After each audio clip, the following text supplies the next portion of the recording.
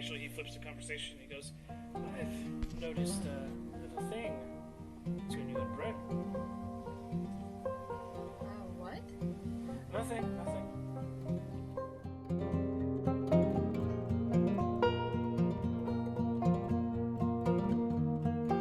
No matter what happens, I want you all to stay together, and I want you to do what you need to do to get out of here.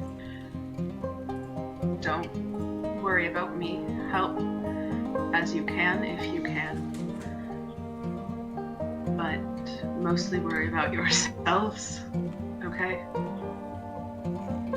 I'm not leaving you alone. You can do this.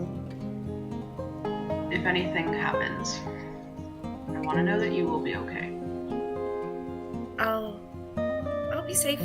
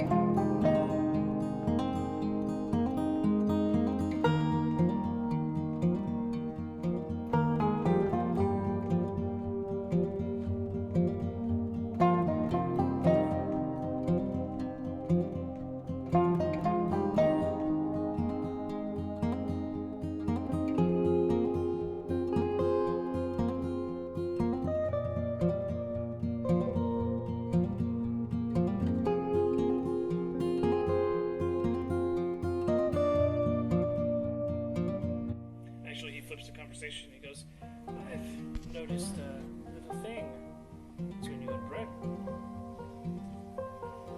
What? Nothing.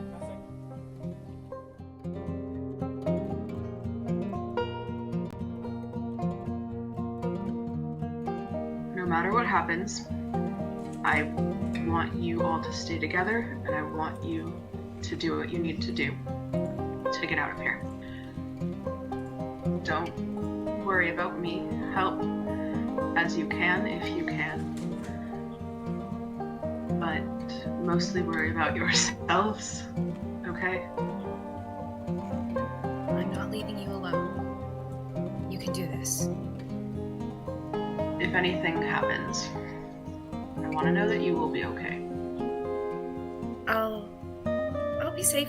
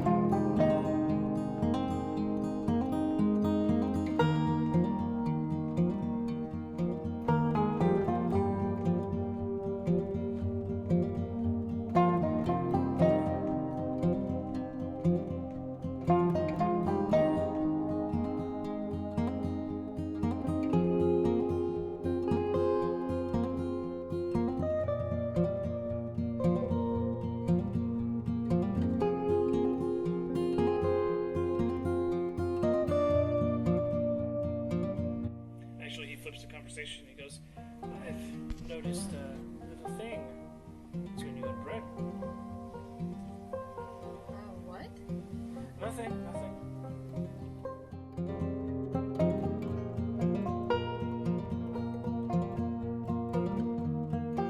No matter what happens, I want you all to stay together, and I want you to do what you need to do to get out of here.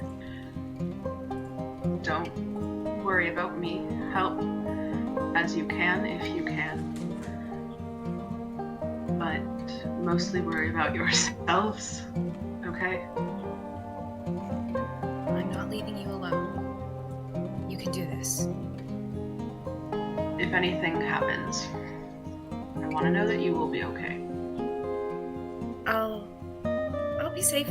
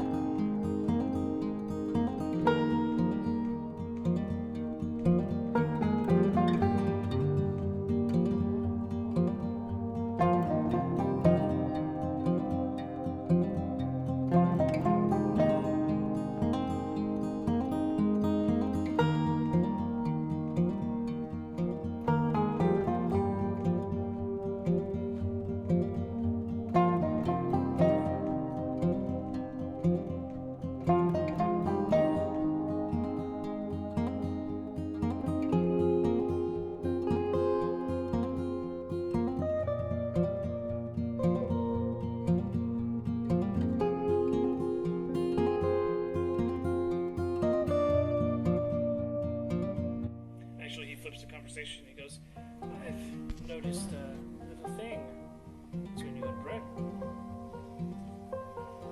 What? Nothing.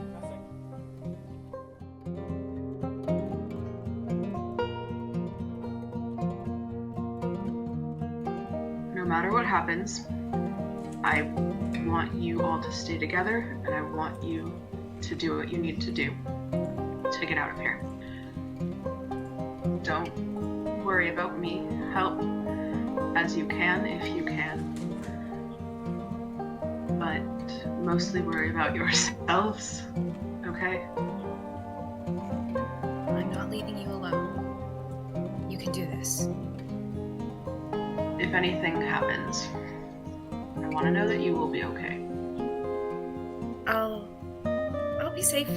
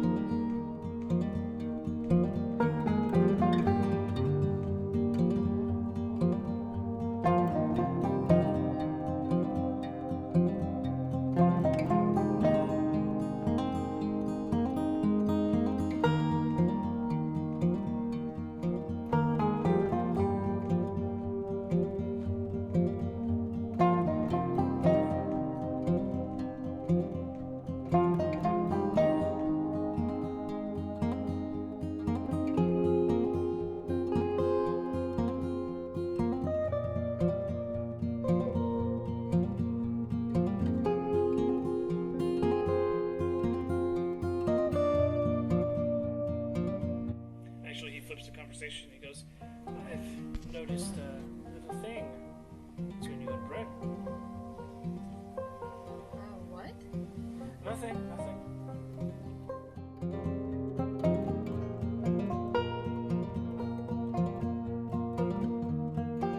No matter what happens, I want you all to stay together, and I want you to do what you need to do to get out of here. Don't worry about me. Help as you can if you can. But mostly worry about yourselves, okay? I'm not leaving you alone. You can do this. If anything happens, I want to know that you will be okay. I'll be safe.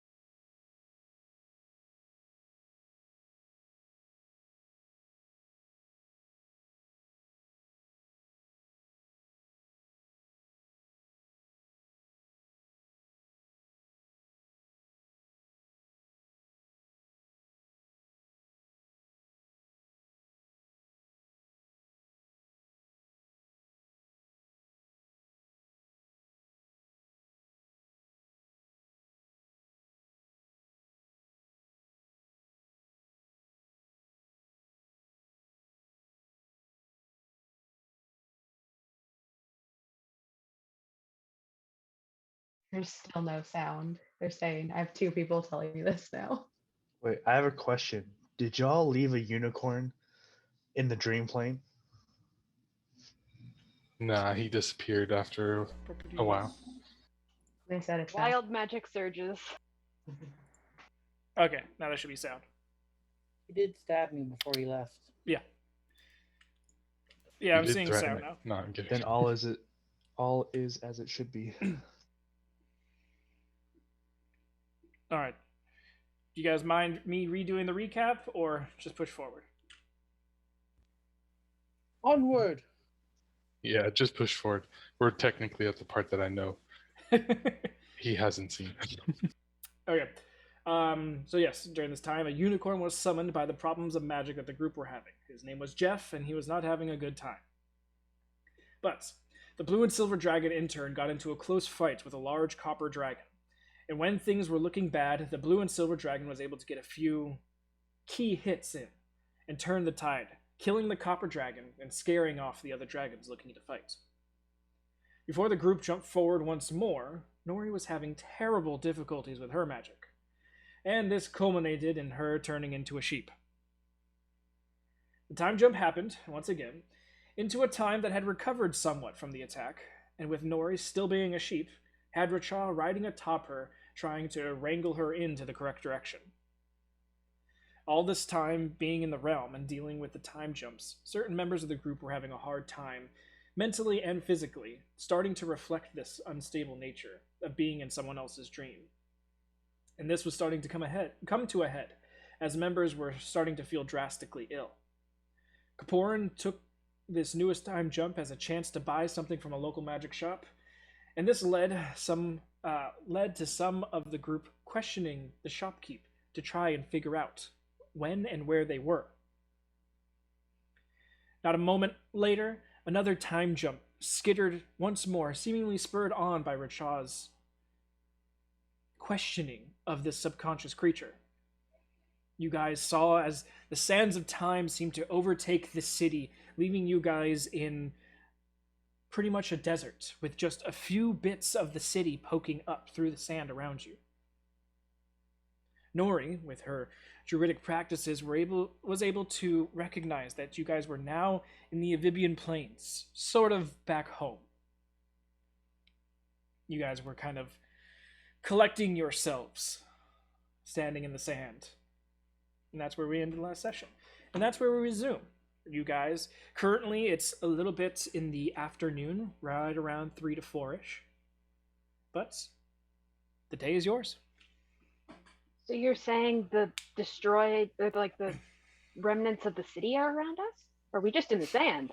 You're just in the sand with, in the distances, you're seeing the highest points of the city are poking out of the sand. Do we know for sure if we're out of the dream plane, or are we just...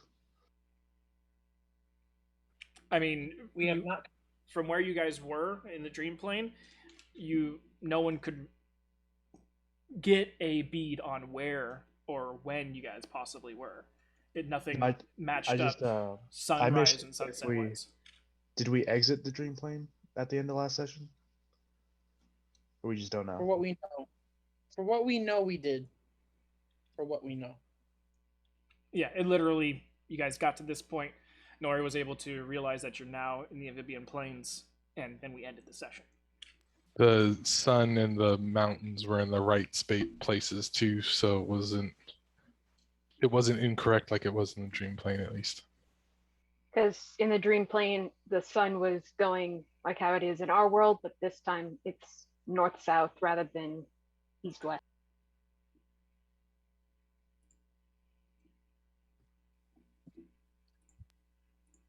All right. Is it over? I think so.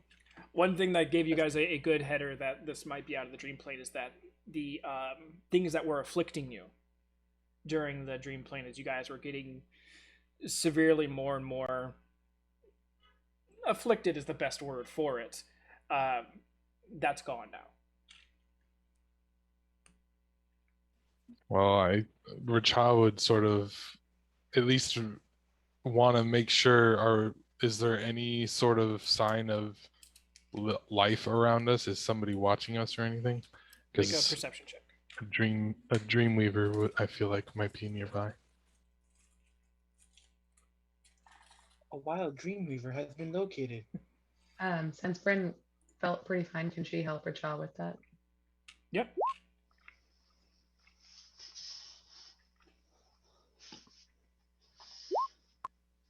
Yeah, Okay, I'd also like to look around, see what I can see. Well, he's got the looking around for people situated. I think So- Ryan or Rachel took that as advantage, so you can just get used Yeah. to, I guess. Unfortunate too. A 2 and a 3 for my first 2 rolls. We're starting off strong. At least there's no way to go but up. Well, Well, there's one way to go down. but for me, that's an up. Someone asked for Kaporn to start playing. What? Or just like holds out her staff. If you play anything, I swear. Kaporn's busy coughing up sand.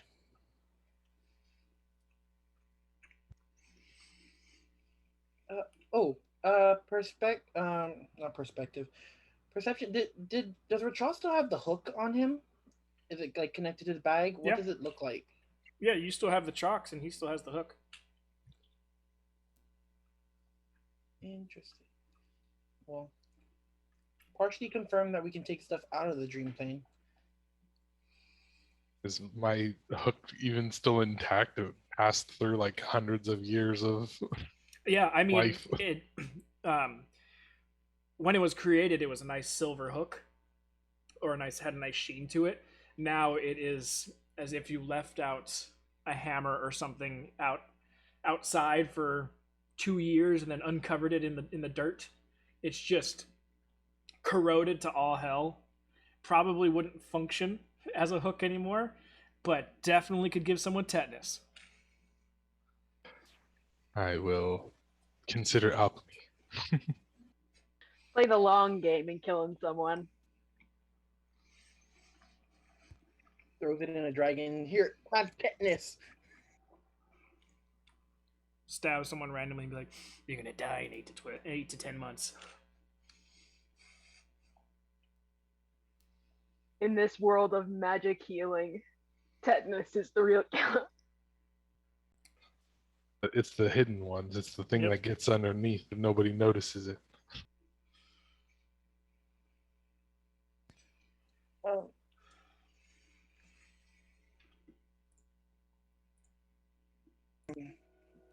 Oh, where are we? From the sand, probably back in the Abyvian Plains. I sincerely hoped we wouldn't be back here, but we're here. And from where we are, we're anywhere from 2 weeks to 4 weeks away from the border of Ixia. And that's if we ride.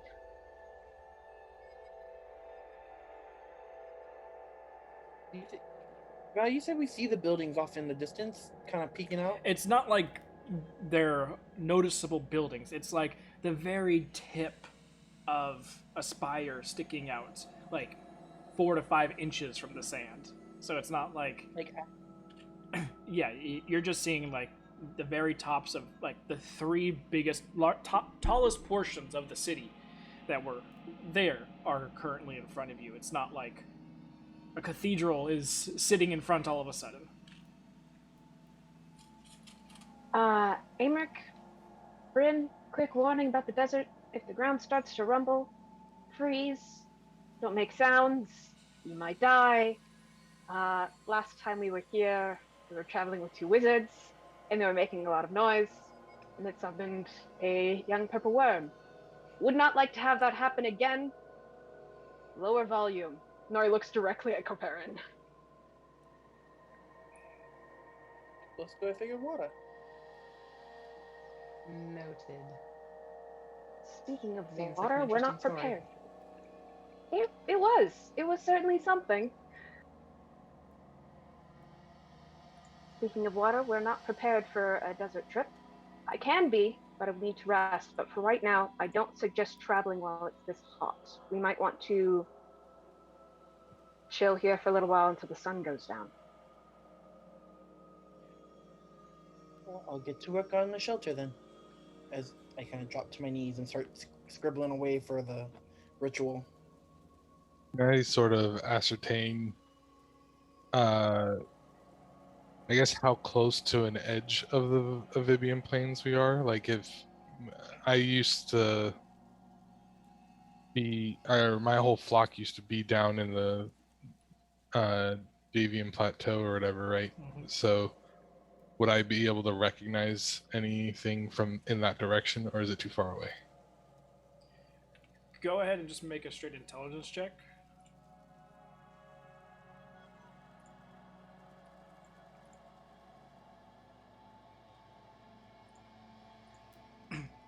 Because yeah, you were down in the Davian Plateau, but you're pretty much like on screen right now in the part of the Davian Plateau that's off the paper.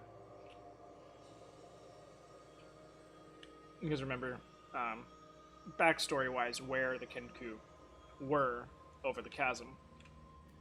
Gotcha. Yeah. So the only times that you've really gone through this area was when the flock left and we're going westward, and then when you came back through and with Brisa.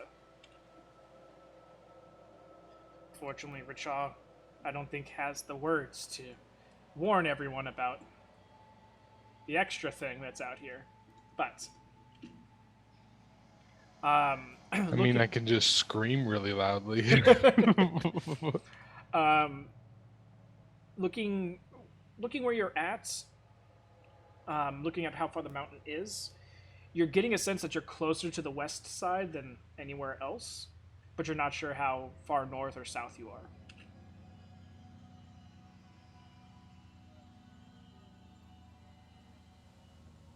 Which is why my estimation was 2 to 4.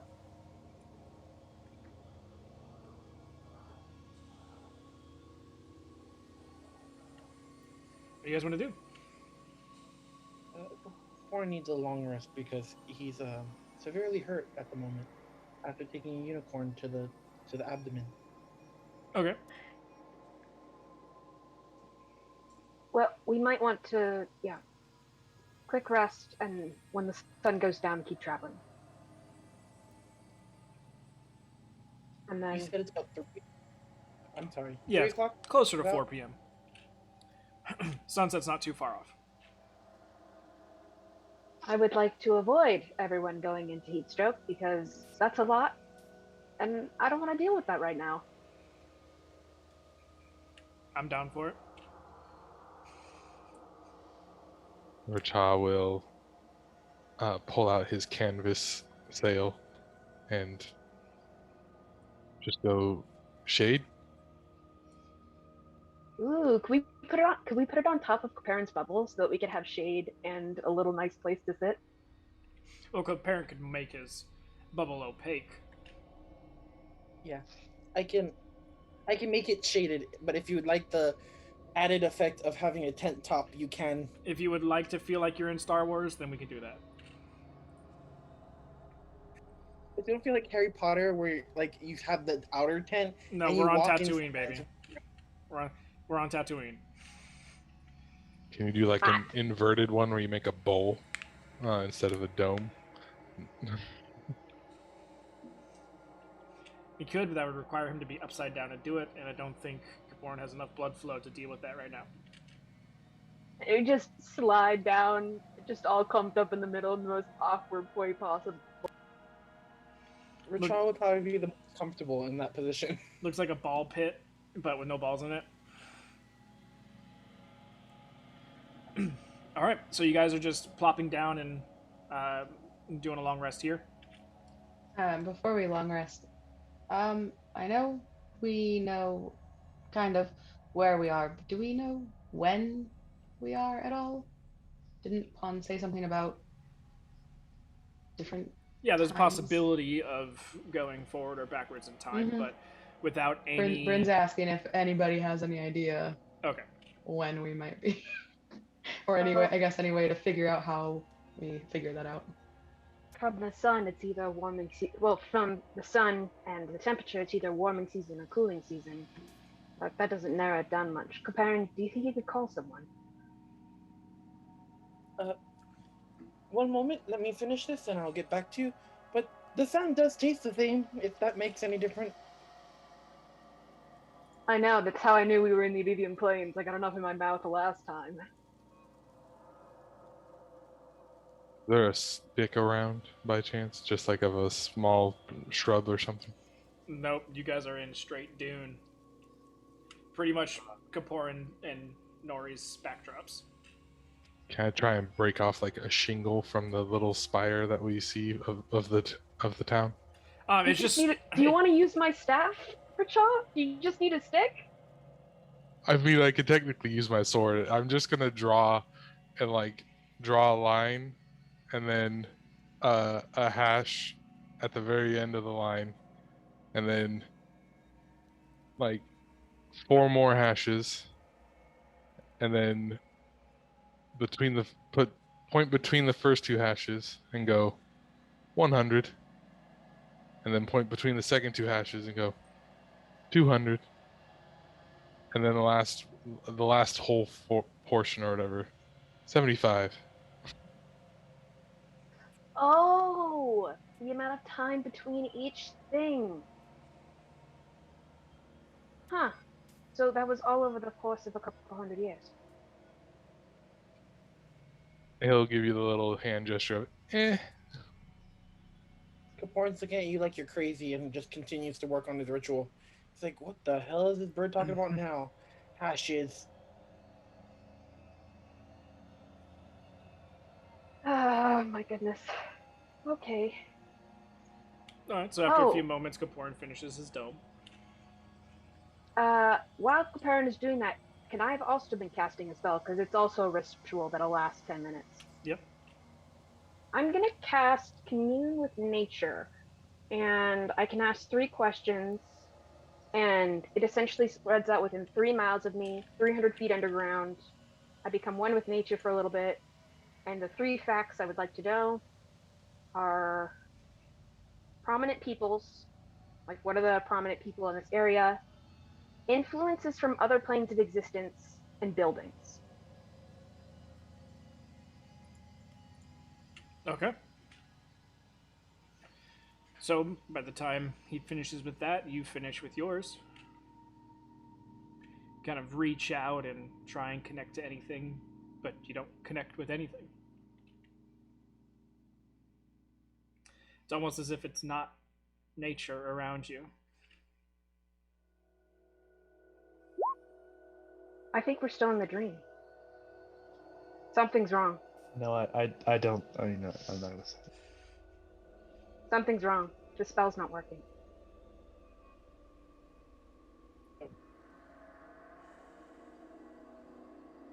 I hit that just in case anyone needed it, but I'm gonna hold off until no. I don't like this. What happened? I was casting a spell, lets me become one with nature, and it's not working. Well, Could it be that there's nothing alive here to commune with? yeah, don't you normally work with plants? But nature is nature. Even there are desert druids too. You don't need to necessarily be plants for it to be nature. I'll just sort of point towards the 4 or 5 inches of a building and go, I didn't say it wasn't civilization. That is true.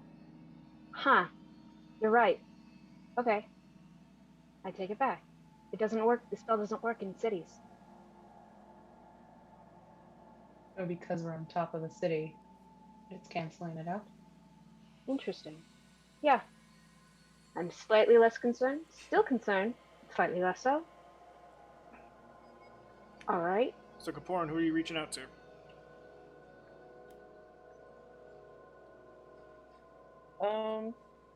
Let's reach out to dear old Mum, because why not? Okay.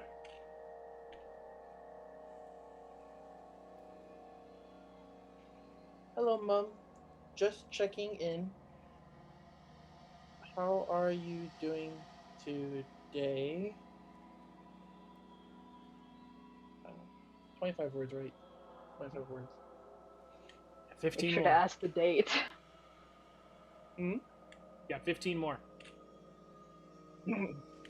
Ba ba ba doo ba wop bam. Do you know what today is? I love you so much. Hope to see you soon. I think that's 25. Okay. There's a bit of a pause. A little bit longer than you're comfortable with. But you do hear back. Oh, Kaporin. Love you too. And it's Tries Day? You really need to keep more. And then it just ends.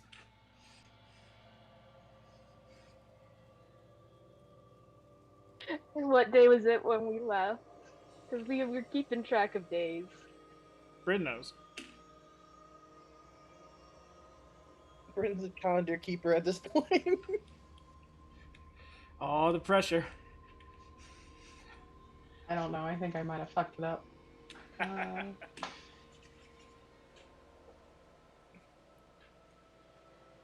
am I not looking?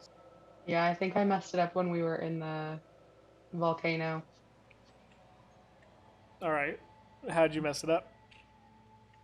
I think I forgot to mark it off because right now I have that we have 60 days until like 60 days until wedding on Quattro. Okay, so on the island, you guys spent a total of one full complete day there, and then started to go into another day. You guys had a lot of shit happen in one day. That's what messed me up. I was like, oh Lord, I don't know how to mark this. Yeah. So, I think you probably arrived on the island on Quattro.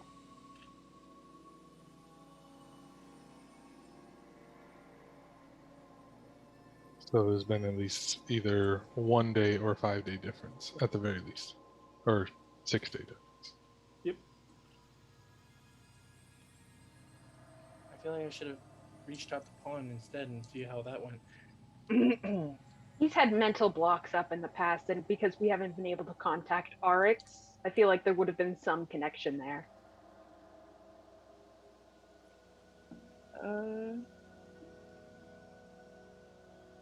So, did you get any? Hold on, Kaporin, was your mom worried? Like she hadn't heard from you? Wasn't she worried the last time you spoke to her? One of the times you spoke to her?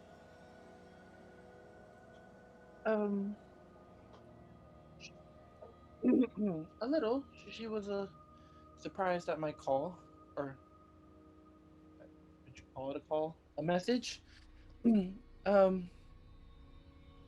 But she was also in the middle of work when I did call last time, so. But I mean, didn't you say you would call her shortly after, or did you give a time of when you would talk to her again?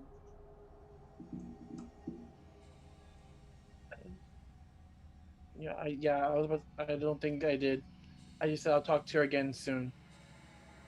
You could always ask her before this time, when was the last time I talked to you? Something like that. I don't know.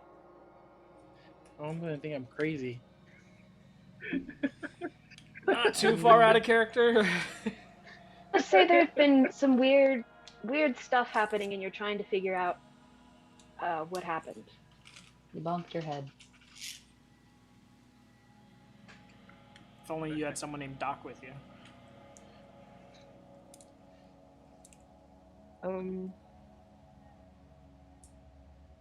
Okay, I have one more spell slot to a third level to use sending. I guess we'll use it. We'll find out when was the last time I talked to her.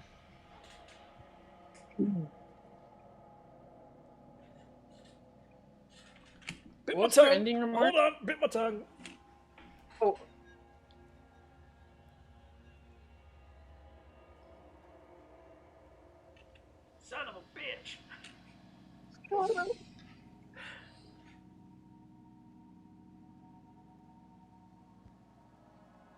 Oh, we're good. The We're worst, good.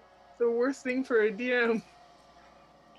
Wasn't my lip, it was just my tongue, so we're alright. Go ahead. There has been a career-ending injury tonight. Alright, we're good. It's still attached. We're fine. Okay, awesome. What was Mom's last words before she cut off? You really need to keep more, and then it cut off. Yes, Mom. Weird things have been happening. When Happening's one was word. the... Yes. I don't know why I was doing syllables.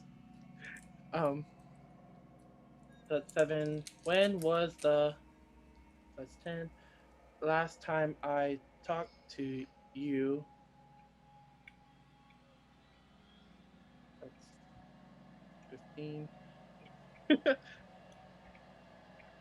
Wop, I bop, boop, will bop, wop, bam, boom. better. I will try better.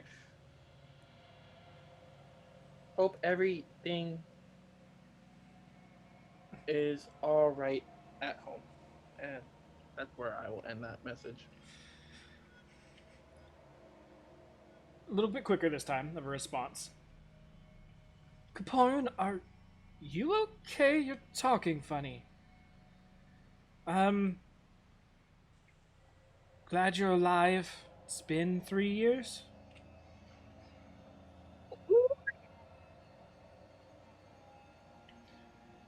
Come home? A lot of news.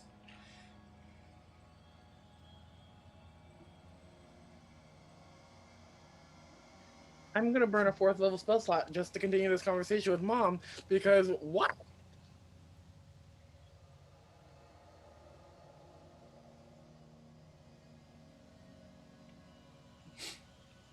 Wait, I don't technically. I don't, as player wise, I don't actually know where we live. Where do we live in Cydia? She's down. I believe I've got you down in the Cowan lands. Okay, the Cowan Clanlands. Far south. Isn't that the swamp that we went through? Or was the swamp just a part of the Cowan lands? Yeah, the swamp is just the top portion of the Cowan lands, and technically it is kind of Quagmire-ish for a large portion of the Cowan lands, but near the lowest portion that kind of skirts the Iliadis jungle, there's plenty of actual cities. And it's actually the main road to get through the Cowan lands. If you're trying to go to like the Davian Plateau or the Ibibian Plains, and you're coming from like the Jewel Rose lands, that's where all the traveling towns go through. But yes, I just confirmed it. You're in the Cowan lands.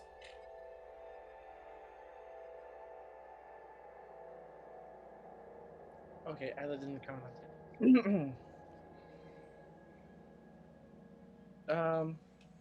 The burn 4th level spell slot. Talk to Mom again. Oh gosh.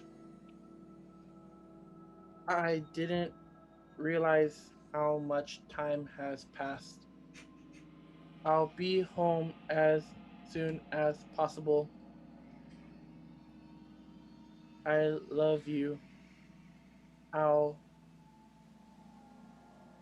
message again soon. Love.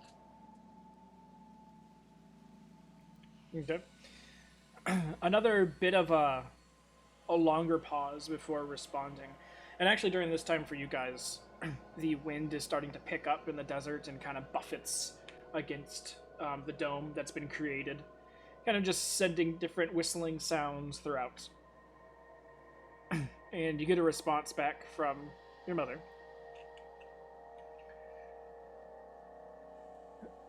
Kaporin! Oh, it's been a while.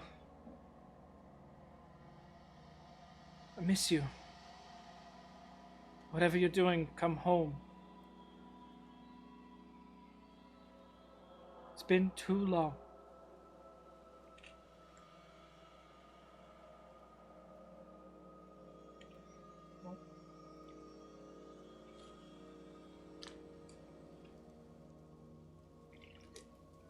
And that was just a continuation of the conversation I was just having with her.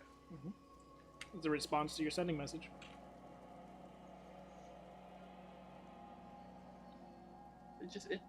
Okay.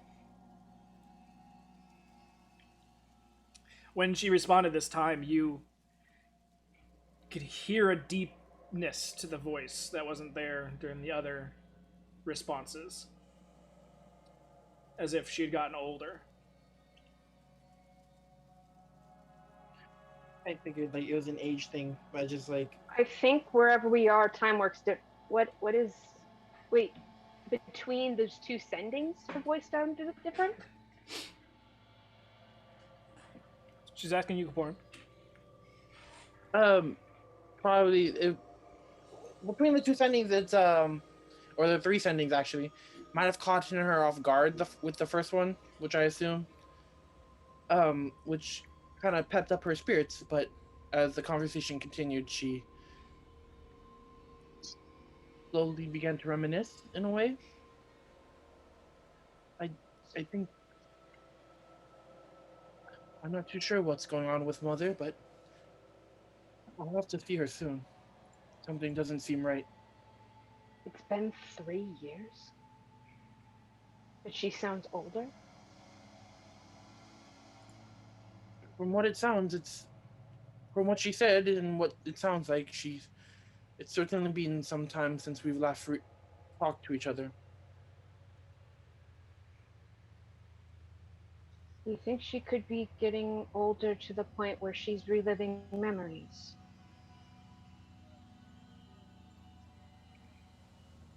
Do we know of an Alzheimer's kind of situation?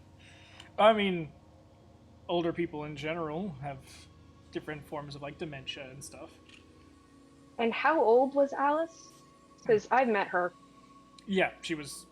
When you were with Kapoor and met her, she's probably late 30s. 3 years wouldn't do that to a person.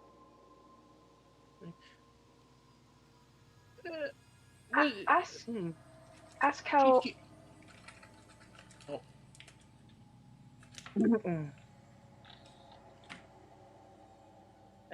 I mean, it's been 3 years. She's also human, and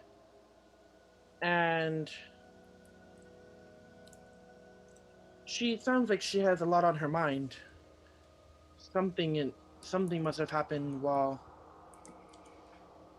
Oh gosh, what is going on with my screen? Sorry. It's Rave Kaporan. Everything started flashing on my 3 screens. I was just like, what's going on? Something must have happened while we were away. Nori kind of collapses against the ground. Not collapses, but just kind of falls back into a sitting position. There's 3 years.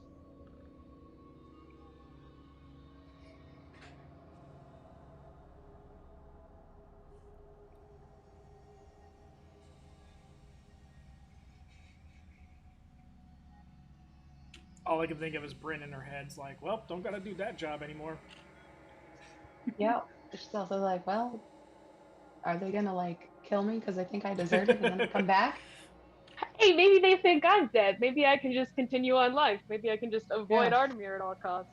Ah, damn, they're high elves. 3 years is like a sneeze.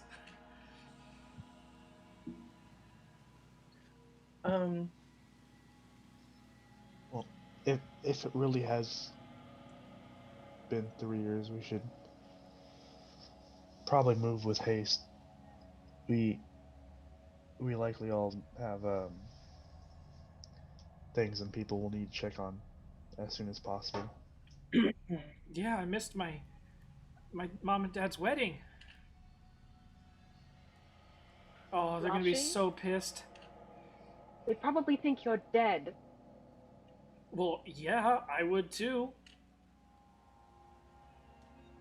I'm so glad we're not. Do you have the losing. sending spell too? You could call them. I'm so glad I haven't met Balar yet, or made any promises.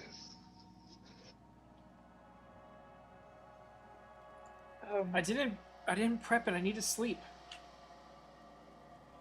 Fucking damn it. It feels like you're just cutting and pasting from what they've already said. That's what DMPCs do.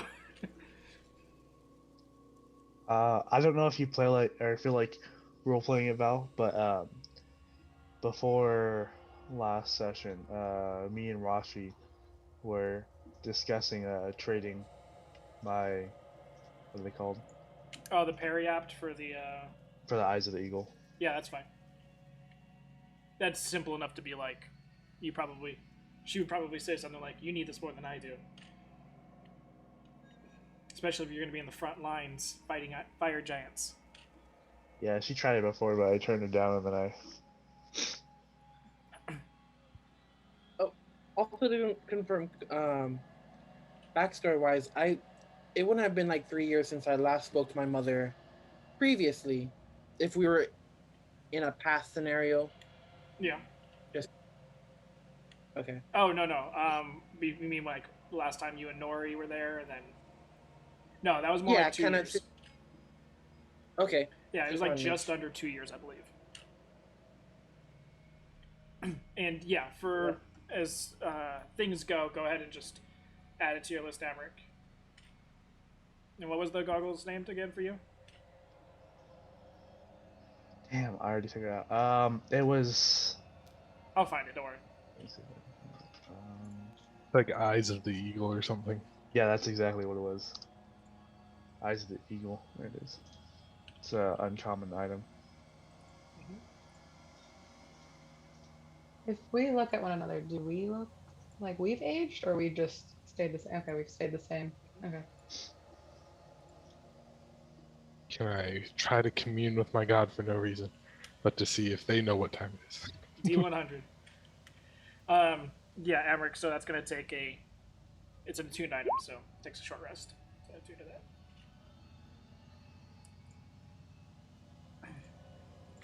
You reach out, Richaw, and don't get any response.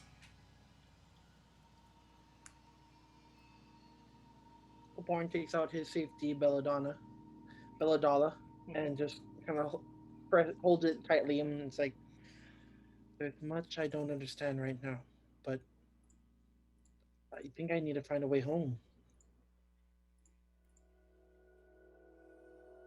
I just hope Arx is alive. We're just like, I hope everyone's alive from our party.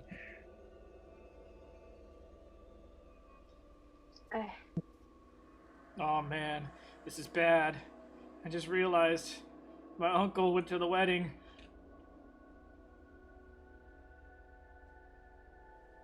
And Pon probably went to the wedding. Oh man. I'm sure it was a lovely family reunion. Well, now I gotta make sure that no one's dead on my side. You've seen Balor. He gets a little emotional sometimes. We think we all have people that we need to check up on to see if they're still okay. Sorry to tell you, Amric Barrick is dead. Hey, I can still hope, okay? Someone used the resurrection spell in the last 3 years on Barry. Just a true resurrection. Maybe somebody like higher up in the Ixian army found him. I don't know. Face down in the dirt, you just know, like, oh, I think you could be useful. Here, come with me.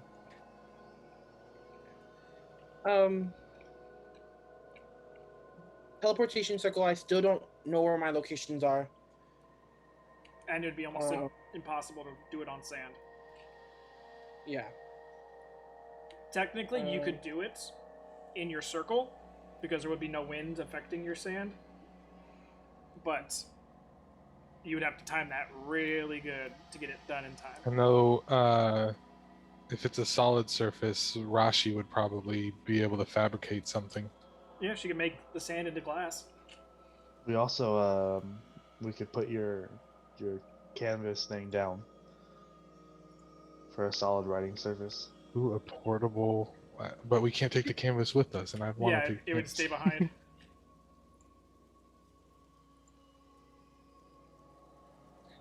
Sounds so cool. Can we just draw it on someone's armor and just use it? Yeah, everyone step on Bryn's chest. We need to teleport somewhere.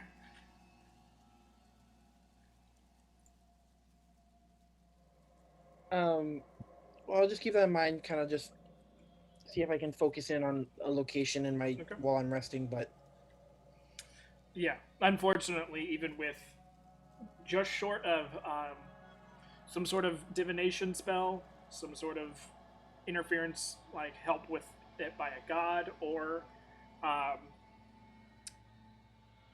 going there yourself, you're not sure where it's at in the world. But And it only. go ahead. I was just gonna say the bubble is up, or the dome is up. Aramik and Rashi are taking the first hour to attune to the new items that they've swapped. So that means that you guys, for you two to get long rests, would need to wait an hour after the dome drops. But are we heading in the direction of a long rest? Horn definitely needs a long rest after burning those spells. I think it's only been what I don't know how long we were in the dream plane, but it's probably been what 10 hours at the most since our last long rest. We spent like 3 or 4 hours on the island before we stepped into the circle, if that. But I don't remember for sure.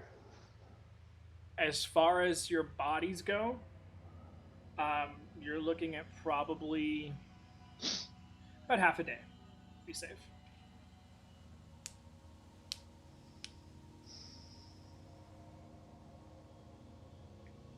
So Okay, the horn's gonna be long. sorry, go ahead.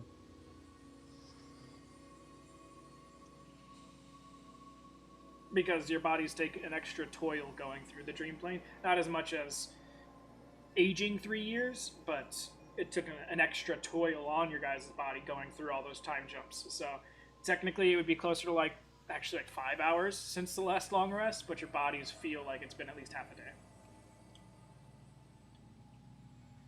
Move at night.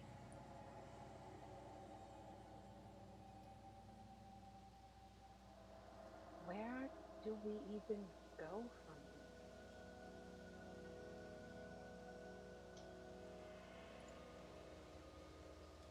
here? Who?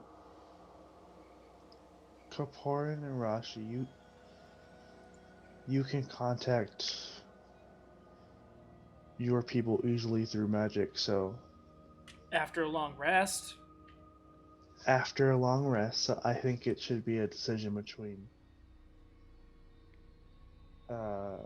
Bryn, Bricha, and I, because I don't think we're gonna be able to find RX.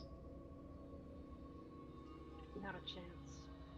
I mean, the only way we might find him is if we go to something like, say, a military-ish. well, if Or it has been 3 years and he hasn't been able to see or talk to Nori and thinks she might be dead, he might be open to hearing something from one of us to possibly find out about her. But he's it's also definitely had a something we block. can try. Yeah, we can try. I do want to talk to him. Let him know I'm not dead. Nori, you've gone super quiet. Well, before I take my sand nap, I can attempt to reach out for you, Nori. My sound working again? It's still super quiet. Better? There you go. All right. Okay, what was the question while I tried to fix my headphones? Before I take my sand nap, I'm more than welcome to reach out to RX if possible. Would you like me to attempt? Yeah. 4th level spell slot. Heading to RX. Horn's gonna probably regret this as soon as he gets the headache back because something's gonna stop him or something. Just tell him it's you and not me. I don't know if Well, with the people are sending listening. spell, he understands it.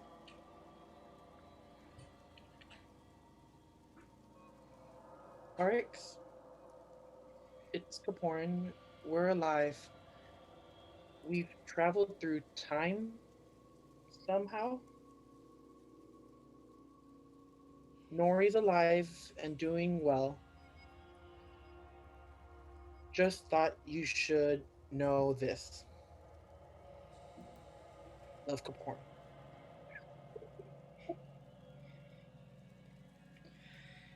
The spell goes out, and you do feel it connect. It's a moment before you get a response, though. As you do, it's Kaporin. Nori's safe. That's good. Not been able to find her anywhere. Keep her safe. I no longer can.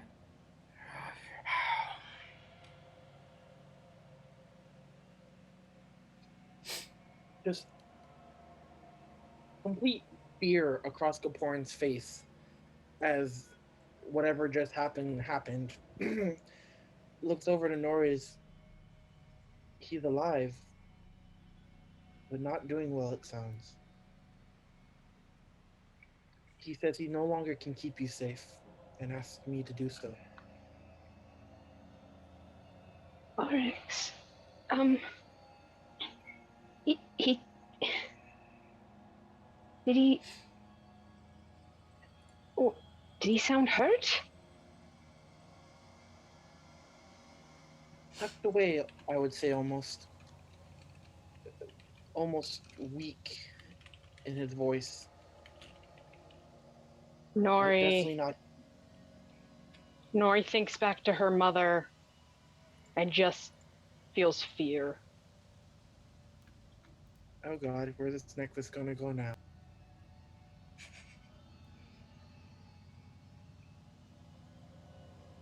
So, anything else before the long rest?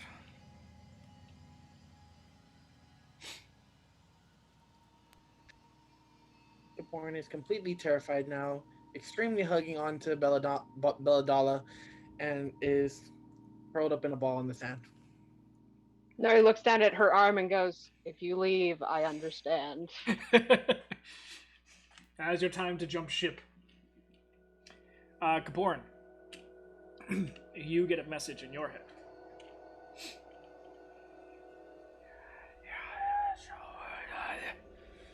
Kaporin, it has been too long.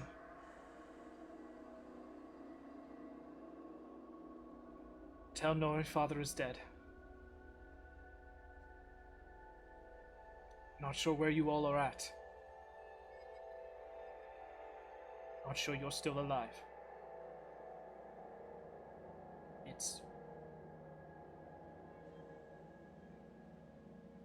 Please be alive. Can I is it the land that's doing this? Because I didn't detect nature. You just hear, you just see Kaporin just go, for a moment. What happened? Remember, you can respond. So anything you say right now is going to be a response.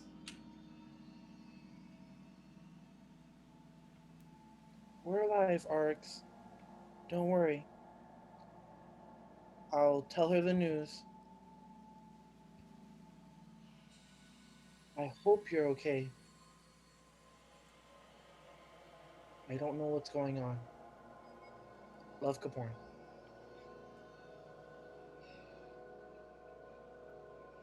Scooty bop pop pop.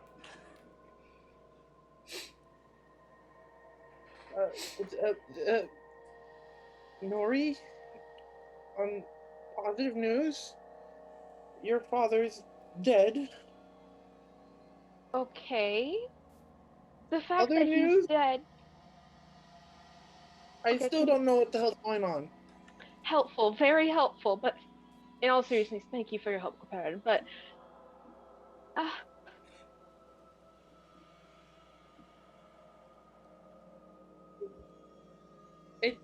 for that second message, that kind of seemed. I don't know if I should be. It seemed almost recorded. Like late? I don't know. I'm Go- worried that the before- area we're in is weird in time thing, and that time is going past quickly as we stay here. That's what's worrying me right now. I kind of want to get out of here and just try again elsewhere. Let's pick a direction, so head it out of the city. I mean, does I'll take my fish hook and drop it on the ground. Does it just like immediately like start decaying? Nope. Well, it might be the same for us here, but outside of this city. Is time flowing while we're not? Sun seems to be still slowly moving throughout the day. I don't believe that's the issue. I just think Richard, are that you a back lot on your has perch on top of changed. the dome? I would imagine so. Yes. I agree that we need to leave soon, but Perception check. I don't think we should rush this.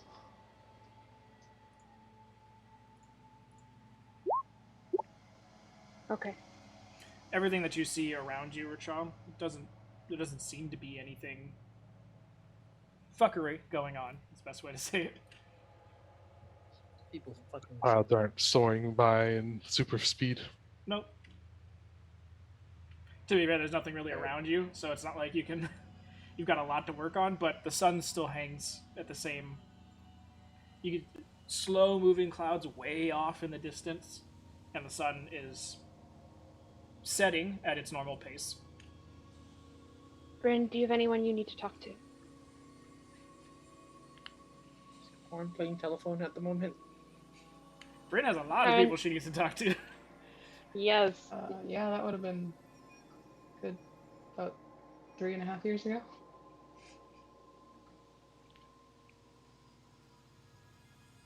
If you'd like to make a call, it'll be 1 trillion. I whack him on the back of the head. Now it's 2 trillion for abuse. I'll show you where to put that. I can leave you here. I am your ride. Teleportation circle. That spell only works with people you know, right, Kaporin?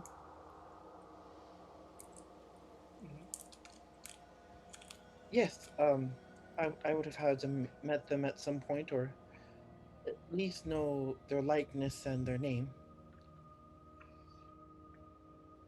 Give or take some other pertinent information, but You got to be familiar with them. So they can give you enough detail about the person to make familiar. Then that's one thing.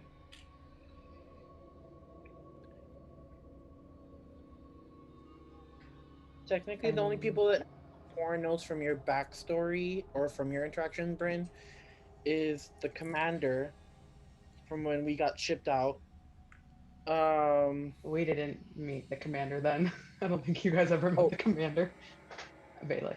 You're talking about Valak. Acting, yeah, Valak, acting commander or whatever. Oh no, the other guy was Captain. Just the port guy, yeah. Oh. Oh yeah, you met the Nice. lieutenant on the port, and then there's the captain in the infirmary. Those are the only two people Kaporin could potentially reach out. Oh, you met to Valak. currently. Oh, and Valak. Yeah, he teleported you And- guys back to Cydia. It's, I would say him or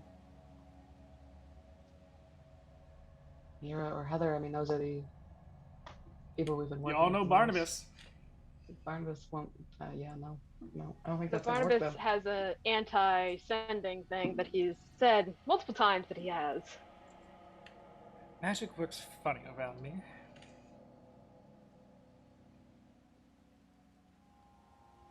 If you'd like to place a call, please state name now.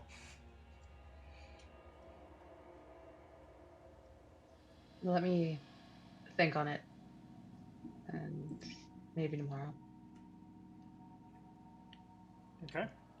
Unless you want to reach out to Mira and Heather, because she would want something specific to say to Valak.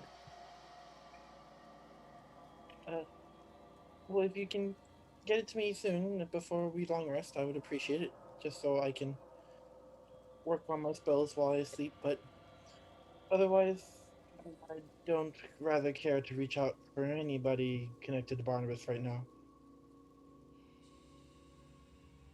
That is going to be an interesting explanation. Especially since the last person that Barnabas would have talked to is Varad. Well, if you need me, I will be over here in this panic ditch I made. Good night. As he tunnels like a mole rat into the sand. Alright, so long resting. Okay. Rich, are you still on top? Yeah, I'll stay on top and I'll sort of like have a portion of my tarp like pulled out of my bag of holding to act as like a sunshade. And then probably I'll technically, because I know Amric and Rashi are doing their attuning thing, I'll take that first watch, quote unquote, and take a short rest with it. So I'm healing still, but I'd like to remain watching during that Yeah, time that's fine. before I then take a long rest. Yeah, go ahead and make another perception check. So yeah, so you guys, Rashi and Amric, you guys attune to your new items, so you can go ahead and click those buttons that need it. Everyone, go ahead and roll any amount of hit dice for a short rest that you might need.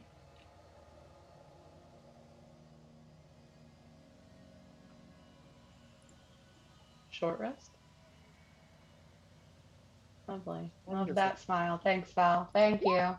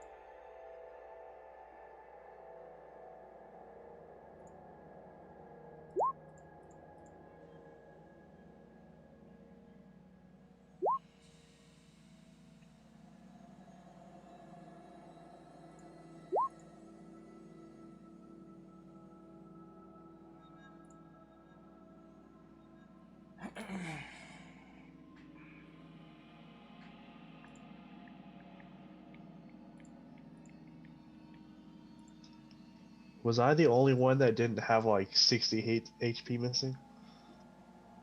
No, Bryn was fine. One just got stabbed. Bryn didn't get affected once. So, One is at 4. everyone's good? Done rolling? Rashi almost got to full health. My one dice healed me for 24, so I'm good. Oh yeah, because the parry act. Now I'm dead. Oh, hold on, coyotes are screaming.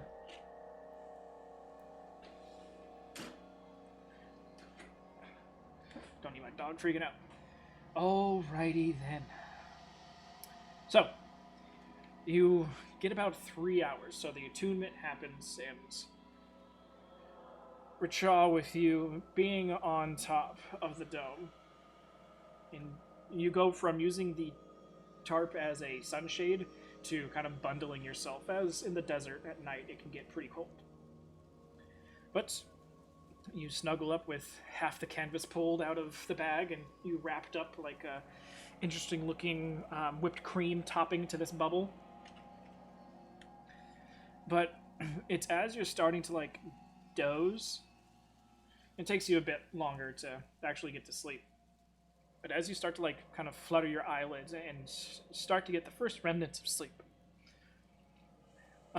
darkness has overtaken most of the desert by now.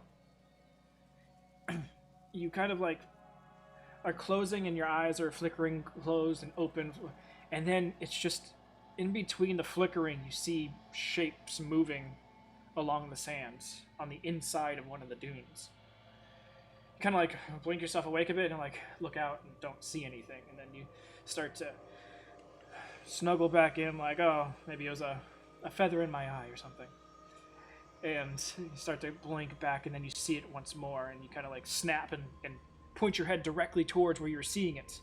And this time, you do see it. A small legion of some sort of creature. Quadrupedal in movement as they're kind of skirting the lower portions of dunes around about 250 feet away. But they're darting from dune to dune, staying in as much darkness as possible. And with their very dark accented fur that they have on their bodies, you can understand how the first time you might not have seen them. But you kind of sit there and focus, trying to gauge where they're going. And it's when you're focusing on the ones in front of you that you see movement off to the side. And you snap your head over, and much closer, about 150 feet or so, you see more of these creatures cresting over one dune to the other side, going out of view.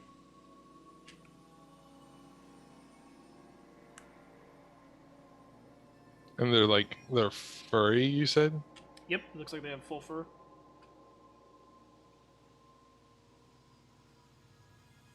Is it like cat-like or more like a bear? It's more puffy fur than it is like slick fur.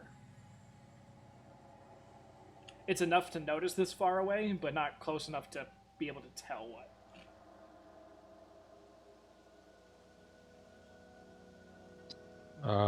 I mean, unless they come towards us, I'm not actually gonna like address them, and I'll try to like sort of blend my tarp with the top of the camouflaged dome. Yep. As much as I can. Keeping your eyes forward, now trying like turning yourself slightly to keep both angles in view. You get as low as you can and kind of morph yourself into the tarp, keeping an eye out. And then in between, so if they're at the northern dunes to you, you're looking off also to the eastern dunes. And where your guys' bubble is kind of follows one of the dune paths from the east. So you're trying to see if you see anything come back over. But the dunes themselves are only about 100 feet apart. But moving between both dunes, right down the middle, you see about 20 to 25 very recognizable bird-like people that seem to be in a full sprint in a small flock together. Being led by two Kenku that you know from your scouting parties and everything, that there's two leads in case one needs to deflect and the other one trains the flock in another direction. But you see as this small group of Kenku are moving between the two dunes, unbeknownst to them, in the darkness of the dune bases, these creatures are starting. And now you see off to your east this group of them move up and over, and you see they stand at the top of the dune on two legs as about 15 werewolves kind of just stand there, just breathing and focused in on the Kenku. You hear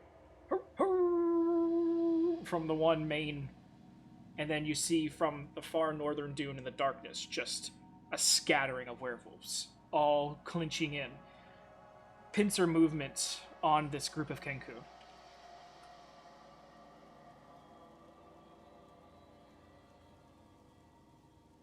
would you call werewolves humanoids? I believe they're shapeshifters.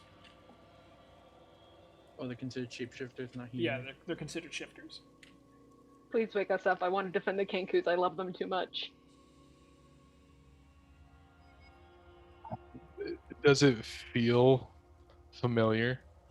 Like I'm I'm torn because it's one of those, like, as a metagamer a little bit, but Yeah, it it's feels like, is it you a, haven't seen this. This is a completely new thing to you. It's not like you're replaying a memory. okay? That's what it was mostly like.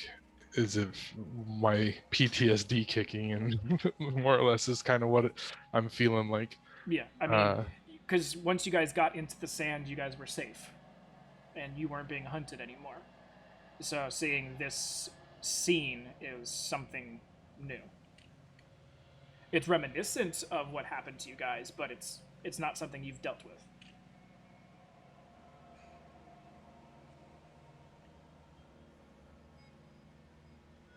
All in all, you're looking at probably roughly 20 to 25 Kenku in this small V formation, because birds, sort of flock.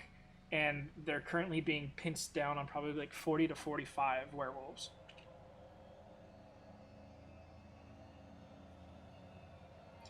You kind of hold your breath for the moment, like, what am I watching?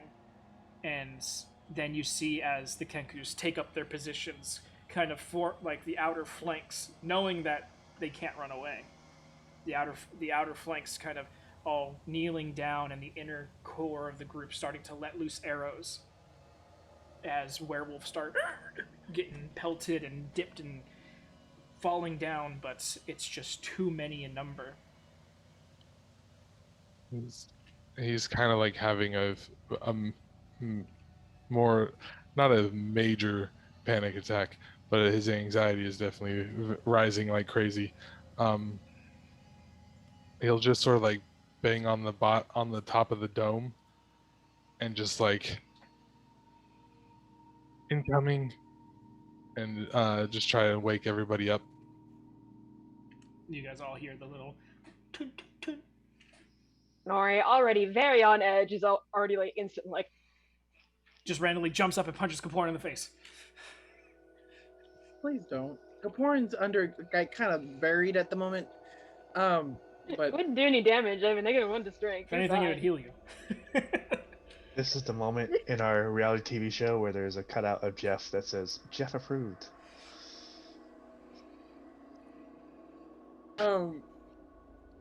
feeling this knock on my magic is just like, what the hell is going on? Kind of like, WWJD. Feel like it's a hollow, like, doom doom doom. I'm hitting a bell kind of a thing. Yeah. if anything, But Kaporin responds. Amric is up. You guys Nori can grabs hear, her staff and it's just you guys can hear the howling, the barking, the different impact noises of wolves getting hit, but it's all easily audible. Cha, what's happening? He's gonna slide off the top of the dome and reach down into the ground with his bow out and pull out an arrow from the desert, and just be like, hurt people that way. And he's just gonna go running off towards the, not to be like a pincer move against the werewolves, but like at a blind side of the werewolves towards the Kenku. Can I get to a place where I hit a fuck ton of werewolves without touching the Kenkus? Because I'm booking it right after a jaw. And I walk normally on sand because Yeah. yay, druid. By the time that he announces what's going on, you guys get up and can get to a point, because he was on the dome, so he had a higher vantage point seeing over the dune. By the time you can get within eye shot of what's going on, it's the front lines have been breached. There's werewolves and Kenku all over each other, and you just see Racha running off with a flaming arrow. Yeah, Nori follows. Nori follows the bird. As What's their as current soon as Bryn sees him, she's gonna light up her sword and get to the closest werewolf, apparently. Yeah, Eric's sticking right by Bryn since we're doing this. Okay. What's our current distance, Bell? The dome is currently about 200 feet away from the epicenter of everything going on. So in my move from the dome, then I'd be close enough to probably shoot it at something. I'd probably just aim for the nearest werewolf. Yep. And then bonus action, light up my lantern. Okay.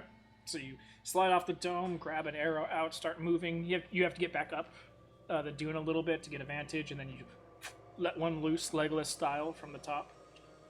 Go ahead and roll the hit.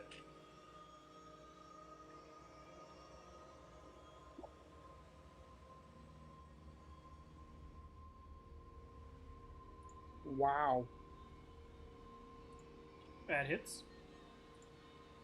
Okay, hold on. The arrow. Yeah. Is that with disadvantage or no?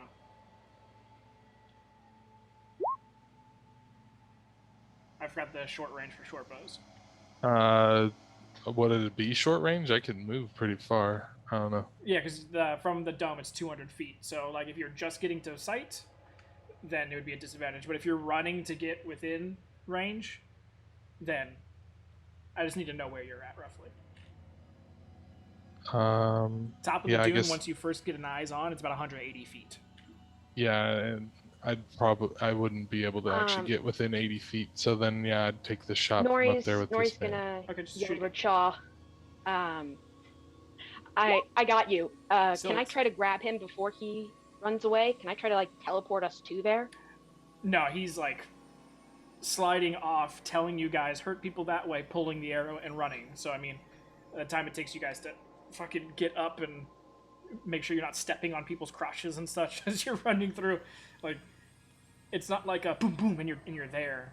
Like you guys were sleeping, so it takes a little bit of a time to wake up and be ready for battle. But you still hit Richa, and as the arrow flies through, instead of focusing on the group that is on the Kenku, you're aiming more for the ones that are coming in. And so you just catch it in the side and just ends up falling down, hitting another werewolf that was currently running, tripping that one, but the one you hit is just starting to incinerate from the impact and it's not getting up. Jeff approved. You see a small contingency of the werewolves that were still moving in see this happen and look up, and now they're veering off into your guys' direction. Well, to Rachaw's direction, but as you guys get to the top, you now see about 6 to 7 werewolves that are now barreling towards you all. As I'm running towards there, Nori is going. I'm so glad I saved all my force levels. Nori's going to cast Guardian of Nature on herself, and then she's going to wild shape into a giant eagle and fly forward. Okay. So we're gonna try to do some damage, and I'll get 80 feet, and I'll get up into the sky a bit too. Okay, you'd be over like the front ones that just are getting to you. All right, and yeah, that's. I'm gonna fly up so I'm slightly out of range of whatever attack they would do.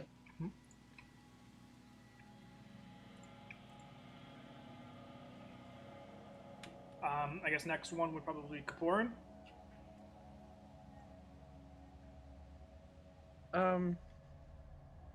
Since everyone else takes a little while to get their shields and weapons out. Yeah, I'm trying to imagine it. So there's a group of Kenkus and werewolves currently. Yep, and there's Right, there's about 6 werewolves that have veered off and heading in your direction. What majority of the wolves are Currently in in the that middle of a pallet? fight with the Kenku, or still heading towards that fight.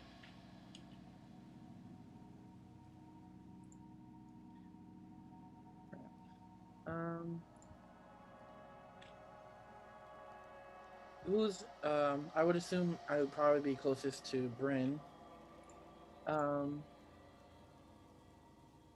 I'm gonna grab Bryn. It's like hurt people that way. Let's go. And dimension door. Dropping us in between. I'm trying to imagine Battlefield. The pile of Kenku and There's a V formation Just- of Kenku that are currently being harassed, harried, and attacked by a bunch of werewolf. So they're all in the middle of two dunes, just all free fighting each other. And then you've got about 6 werewolves on the south side of this group, and then about another 5 werewolves on the north side of this group. That the north ones are still heading towards the group of Kenkus, while the 6 are now veering off towards Rachaw. Okay. Here.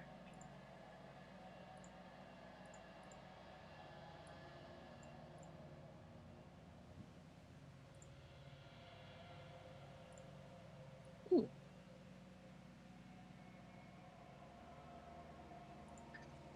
Thank you. Good point. Don't mind the I'm plants. totally- The plants aren't there, Miss Plant Lady.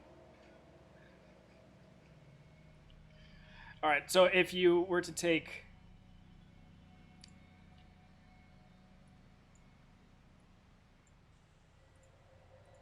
those 2 cliffs as the 2 separate dunes, the Kenku and the fight is happening right in the middle.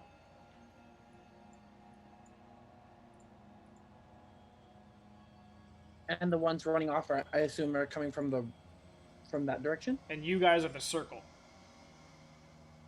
Oh, okay. I would probably drop us off, like here. Okay. Bryn's like clipping her armor still in, and all of a sudden, huh? In the middle of 3 werewolves that are just like all stop their running, being like, okay.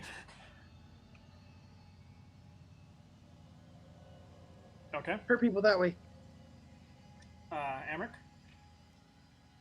Well, I suppose the closest werewolves would be the one going after Rachaw. Yeah. How far am I from those ones? If you get up to where Rachaw is currently at, they're only about 80 feet away. Can I get that far? What's your speed? 30. No. The sand is considered rough terrain for you. Alright, well, I'll be there in 5 turns, guys. How far away did I fly away from Amric? Can I go back and try to grab him? 80 feet. Damn it. Alright, never mind. Yeah, like I said, you're like currently right over that the first 2 werewolves that are going towards Rachaw. Right. I suppose, how far would I be from Rachaw then? Like 30 feet still? Your movement, and then yeah, you'd still only be like 30 feet from Rachaw. Then I guess I'll action dash. There's Okay. nothing else I can do. Roger that. Rashi is just gonna follow you, Amric. Mace swinging in the air. Let's do this! Save the birds! Alright. So, for ease of sake for this battle scenario going, I want everyone to roll d20s. Using your first moves as a sort of guide for how you would act throughout the battle.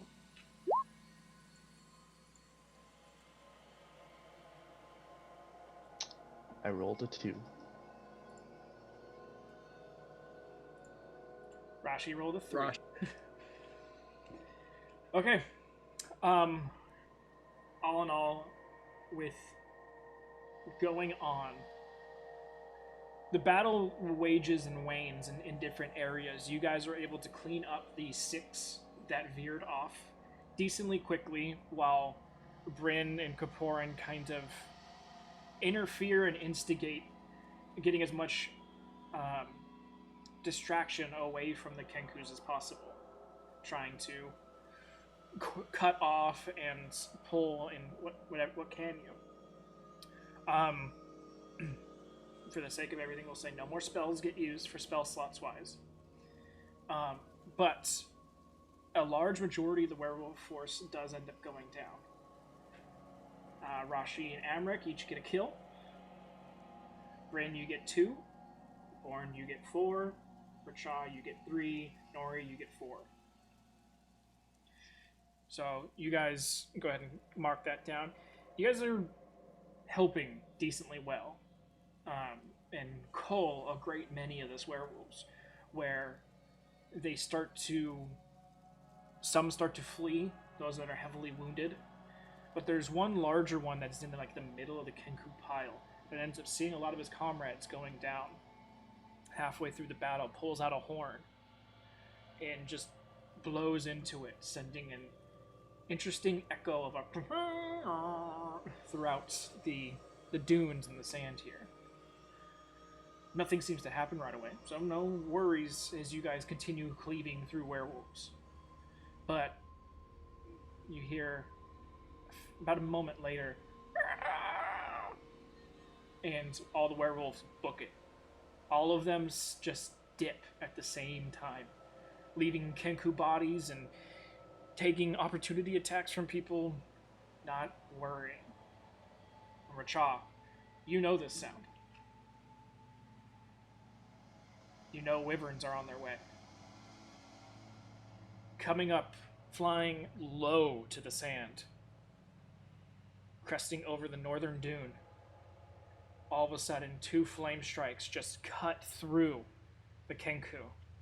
And since Kapoor and Bryn, you guys are in the middle of it, you guys both need to make dex saving throws. I thought Nori was up there too. I was saying you were helping the 6 that were veered off.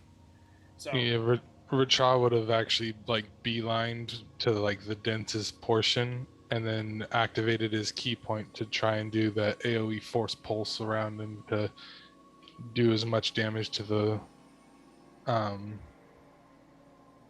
werewolves as he could in the area around the then Kenku. go ahead and give me a dex save as well. Yeah, what I wanted to do was kind of run interference, drag people away, pin people down, just kind of get as many people away as possible.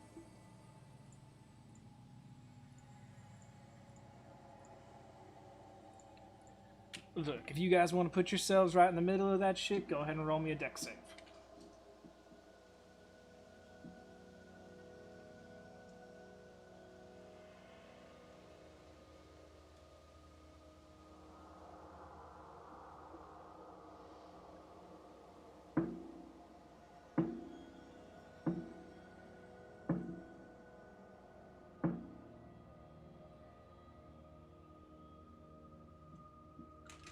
Even as an eagle, I need that dex.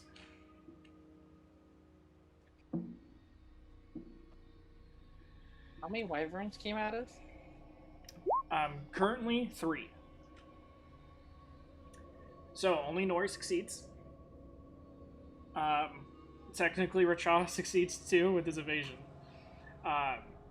So those that fail, you end up taking 22 points of fire damage, and those that succeeded, it's 11. Amrik probably just like felling the last werewolf's like, okay, let's run in. Sees the fire, just. Well, I'm glad I didn't run in. Rashi's like, yep. Yeah, Rashi would have been fine. Fire resistance. Still would have took damage. So, the wyverns, and one now peels off and is strictly going after Yunori, being the only other in the air creature.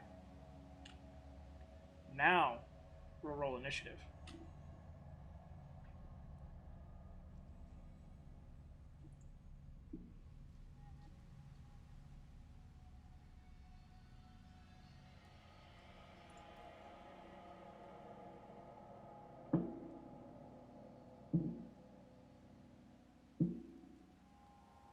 I think Nori wins with Dex. Do we? Yeah, I win because as a eagle, I have a +3. Lucky eagle.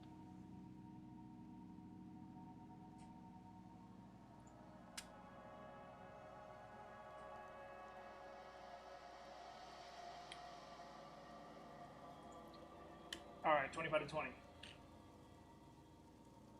Bryn has a 21. 19 to 15. I got an 18, but I have a higher dex than Coparan, who also got an 18.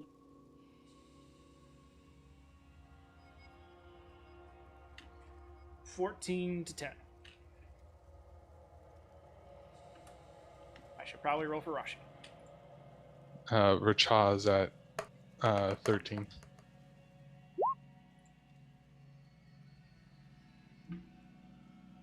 Then Rashi had a 10.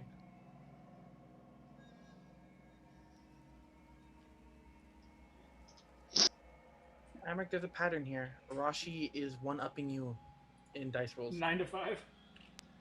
9. Fucking 9 to 5.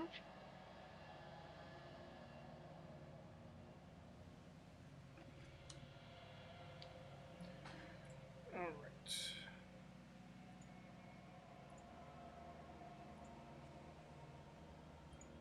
Go ahead and pull yourselves onto the board.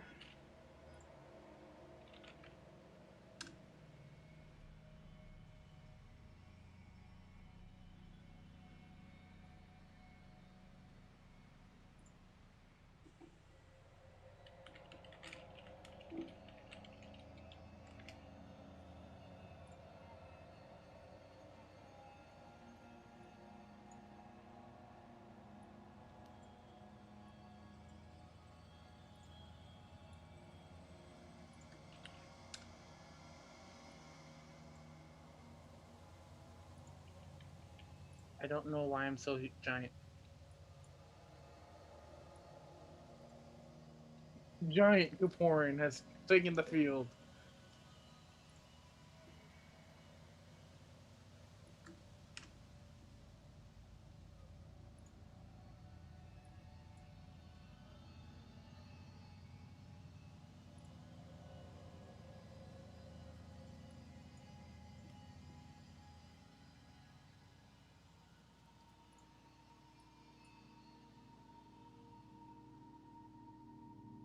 Why did everyone pull out a smaller version of theirs?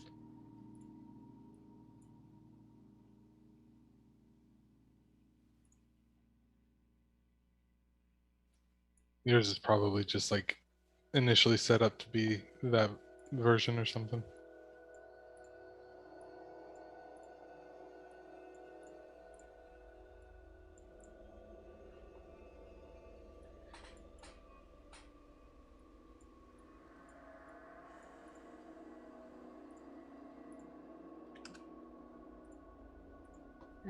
Apparently they cannot see roll 20 though.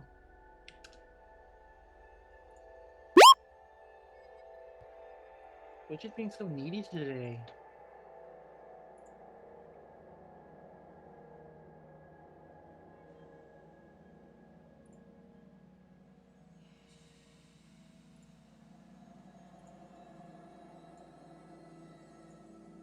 All right.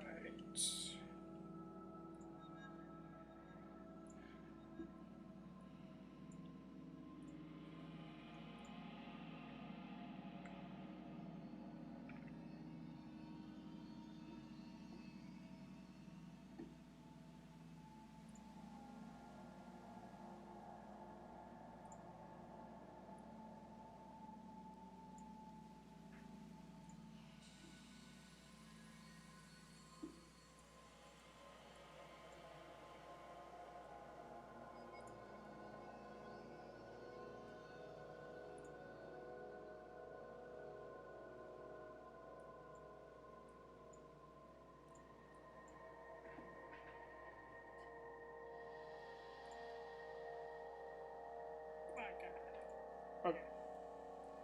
Go. There we go. All right. Yeah, I had to have the other one open and this one open and something else. Okay, I think we're good now.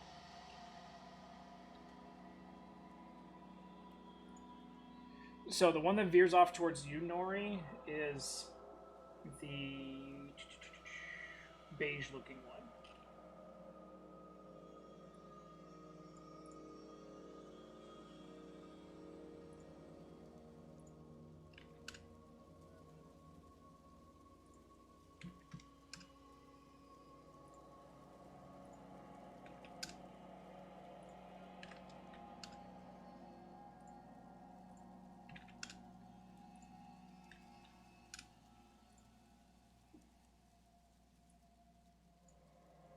So with that, that brings us to the top of the round, bringing us to Bryn.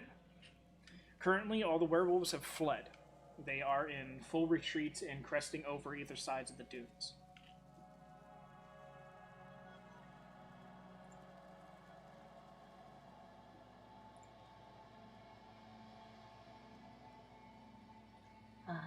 Fun. And they're all in the sky, correct? They're not on the dunes. Yes, they are in the sky.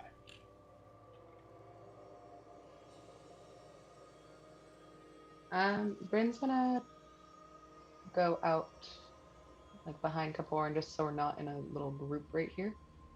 Okay. Now, as far as the map goes, each square is 10 feet. And Nori's like 15 feet up in the sky. Yeah. And for notices, it's thick sand, so everything is rough terrain. So it's 10 feet a square, but it costs 20 feet of movement. So size-wise, it's 10 feet, but for actual action cost, 20.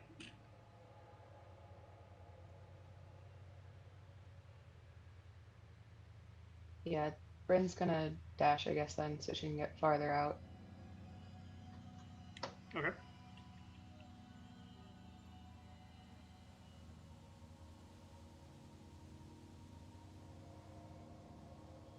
Yeah, she just doesn't want to. She wants to get away from being in a group, especially if they just breathe fire down on us. That was Yep. fun. Sounds good. You're just gonna stay there?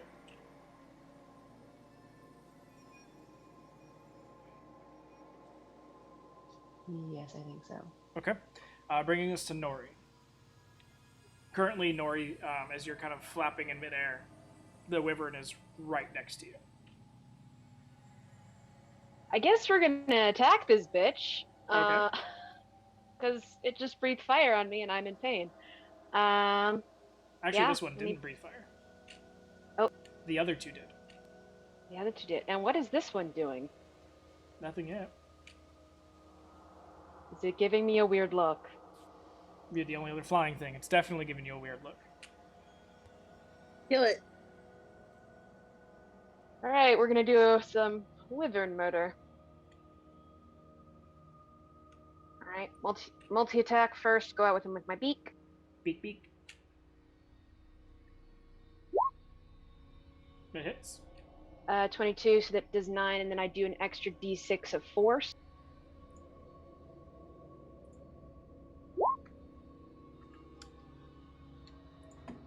Seems like the force didn't have any effect on it. So I will 20. not roll my force die. You don't have to worry about it. At least for now. On this guy. And then Nori's just gonna sink her claws into it and just be raking into this thing's back. Alright. Some decent damage as an eagle. You staying there? How far above? I said I was 15 feet up, right? Yeah. Yeah, I'll stay there. Okay. Bring us down to Kaporn.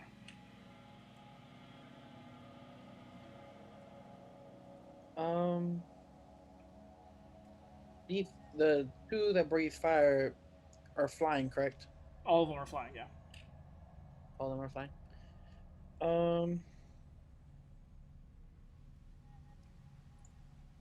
I'm gonna use a magic missile to attack. Oh wait, shit! I get advantage on all my attacks next time. Okay. If it's got a blue dot, it's flying. Got it. Magic missile, the closest dragon or wyvern. Okay. They're both sort of equidistant from you, so the one next to Nori. Oh, the blue one. I'm sorry. Okay. I'm gonna go for the blue. Yeah, made them all different colors to make it easy for you guys.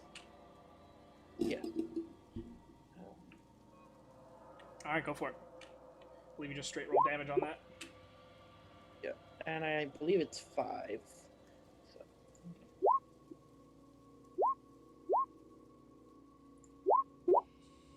What kind of damage is it? Force. Force. Okay. Yeah. You see the magic missiles fly out and impact the creature, but it doesn't even seem to move or sway or feel any damage. None at all.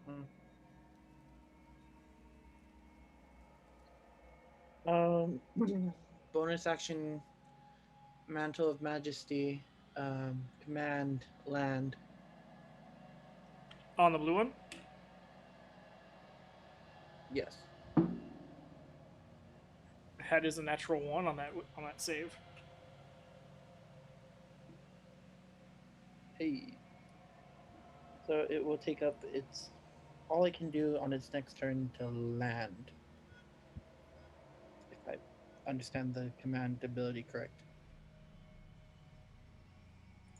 All right. Sounds good. Then are you staying there?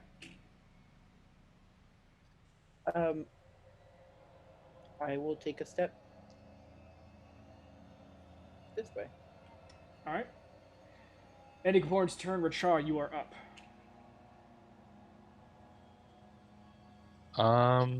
Very reminiscent, charred bodies around you. Every Kenku is dead. Yeah, he's a little panicky now. He's kind of like in automatic mode at this point, and he's gonna go and do some crazy monk shit and run at this red one. And is it still how high up in the air is it? I guess. So they just crested, kind of firebombed, and then they're kind of cresting up and over the dune. So they're about 15 to 20 feet up in the air over the next dune. Can you try to jump up and grab my foot and try to? Oh wait, no, red one. Never mind. Oh yeah, I'm about to go try and ride this red dragon. Yeah, I burn a key point for Step of the Wind. Are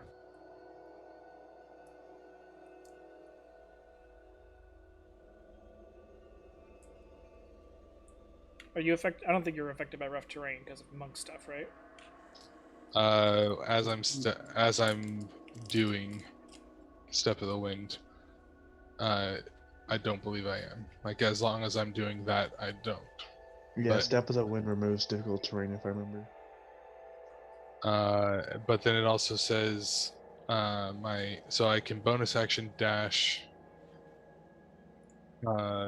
if I need to use it, and then I can my jump distance is doubled for the turn, so I would like to try and jump up on and get onto this thing's back.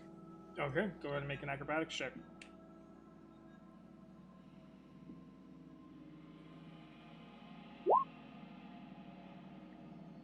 You didn't say you didn't get on its back, but you got up to its tail.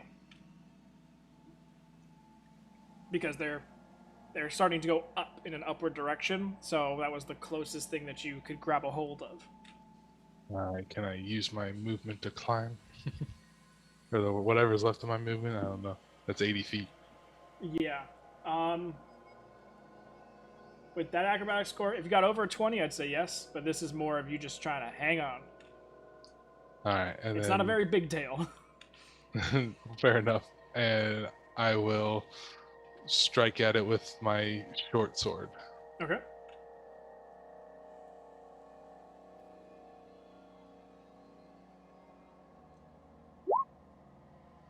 Misses.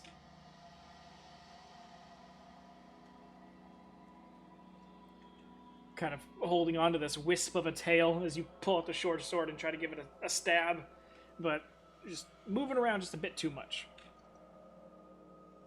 Alright, is that your turn? Yeah, that's all I got. Okay. That brings us to the Red Wyvern's turn.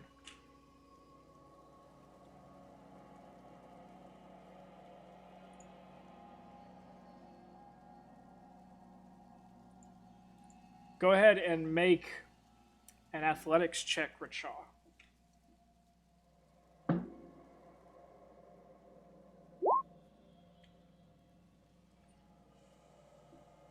So it rolled an 18. It's got +4. As it's trying to basically break out of your grapple. It's the best way to kind of put it. Because when you landed on it, you kind of like pulled it back down a little bit. It's not a, a dragon, so it's not used to things being on it. And so it's like furiously flapping and kind of just whips its tail to try and get rid of you. Luckily, you're only about 15 feet from the sand, so you land on your feet, no problem with your monk shit. But now the dragon is going to I'll count that as one of his attacks. He's going to kind of spin around and just get height from you. So he's currently at about the 50-foot range. Ending his turn, bringing us to Rashi.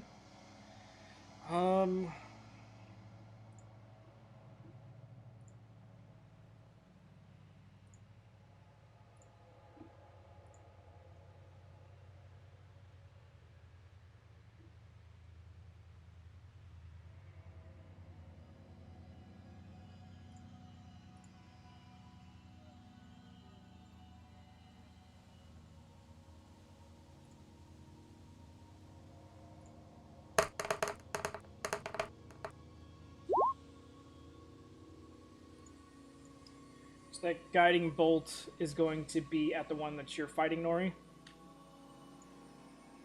That does hit.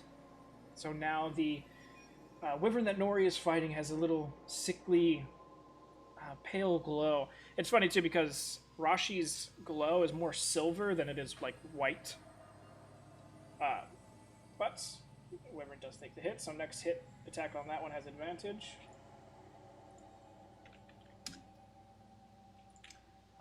And as far as movement goes,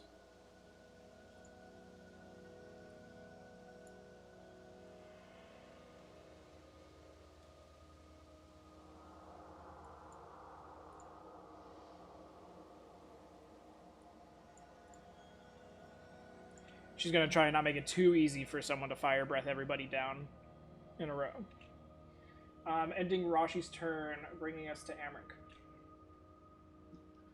Okay, am I close enough to where the Kenkus were? I doubt they have any spears because they're all kind of fast people. So where Rachel was roughly where the group of Kenku are, their bodies at least. So you're still a good 70 to 80 feet away from the main group. Were there any remnants near where I was? Like any? I mean, there's just werewolf carcasses around you right now. I suppose I'll just move this 10 feet for now.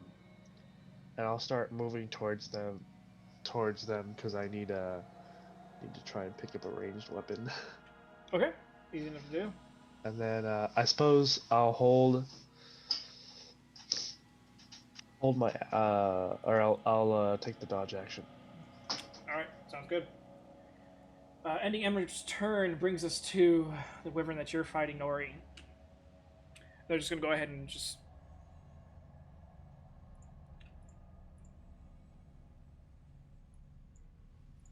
They are going to bite and stinger you. And they take down 15 HP with a 13 AC. Well, we'll see. The first attack is an 18 to hit.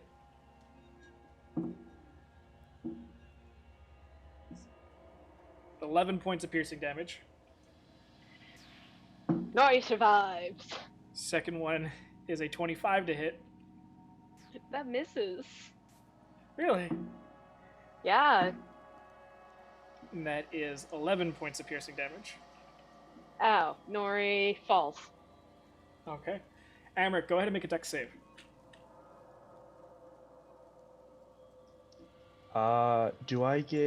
Does a dodge action give me advantage on that? I forget. Not for this dex save. Not for this dex save, okay. I'm gonna fail 3.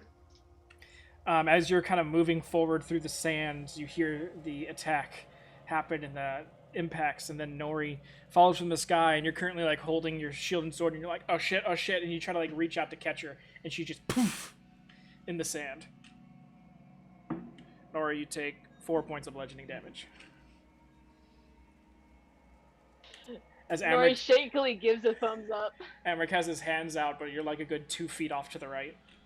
At least I didn't accidentally catch you with my sword. It Yeah, could that have been would've been bad. worse. Nat ones would have done that.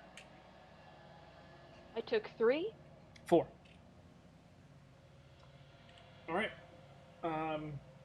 That wyvern is going to move this way.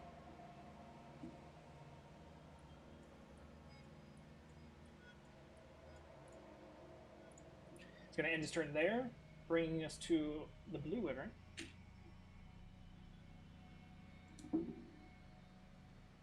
It must land. Rachel, make a dex save. The blue wyvern, after seeing the red one kind of take Rachel jumping on him, the blue wyvern's going to kind of come down and try and grab you and throw you. But you save, so you kind of like duck and make yourself as low as possible as the claws kind of just grip the air above you. Wait, doesn't the command action make it have to just Oh yeah, attempt to land? I completely forgot about the landing thing. So he lands. Thank you, Koparin. Yeah, he has to use his action to do what you had told him. So on his action, he lands, but he still gets his movement, I believe. Now that No, he takes his action and ends his turn. and ends his turn. Yes. I believe that's the exact wording. I can pull up the command spell again real quick. Hold on. Yeah, stuff like that. Just pin it into the chat next time.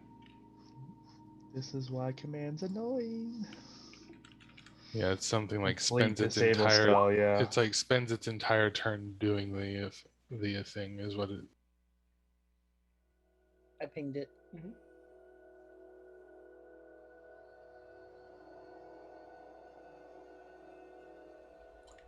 Oh, if the target doesn't understand your language. On it.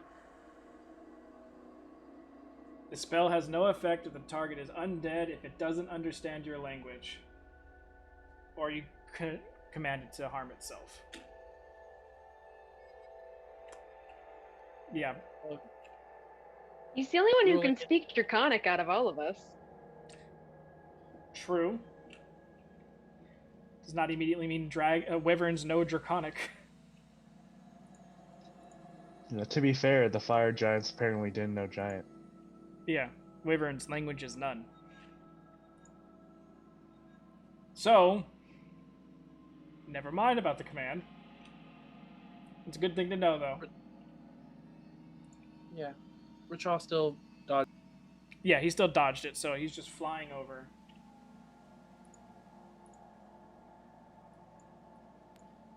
Damn, and the one time I thought it worked. I think it's meant more for humanoid individuals rather than beasts and dragons. Did I have tried to stab it as it flew away? Yeah, you get an opportunity attack. Rachel like quickly digs himself into the stand and then just shoves his short sword out. That hits.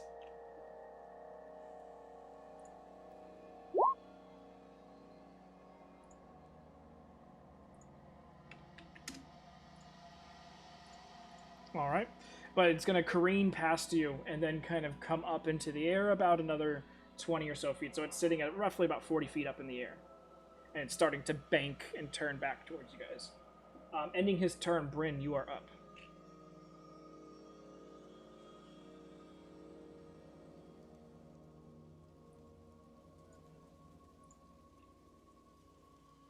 I'm gonna apologize and I apologize for the future because I'm never gonna remember this apparently. Swapping to my bow action or bonus action because I have to take my Yeah, put my it's sword in. it's an action because it's going from two-handed to two-handed, so I'm going to always ask that. I'm sorry. no worries. Yeah, we'll take that out and try to use my 9 arrows next time. Roger that. You're gonna just Um, wave down Rachel in the middle of battle and be like, reload! Give me another one. This dune right here, that's up, right? So, Yeah. but they are flying. Yes. All of them are flying currently. Still have blue little marks. Are you moving anywhere? Or are you staying there? Don't want to move. I'm trying to figure that out. Sorry.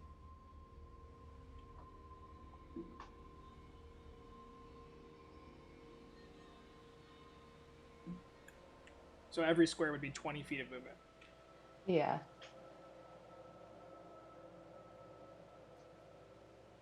So Nora, we're just you're up gonna next. move one more back because I really don't like this epicenter that we're creating right now. Roger that. And then that's all. Okay. Sounds good. Nora, you're up. Kaporan on deck. All right. So how far can I move exactly? Because I'm not affected by difficult terrain, and I get an extra 10 feet of movement for the spell I have up. So each square is 10 feet. For you.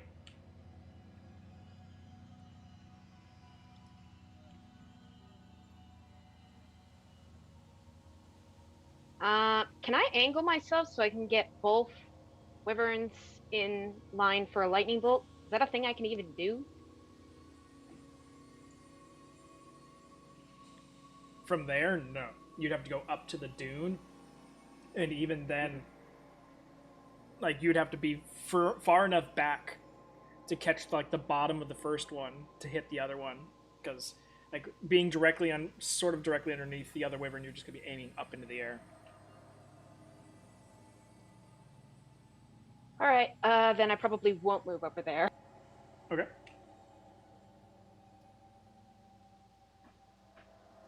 But I will move there, and I'm going to, at a 4th level, cast Lightning Bolt Okay. at the wyvern that attacked me, because that's rude. Not the one that's closest to me. So the one that has guiding bolts on it?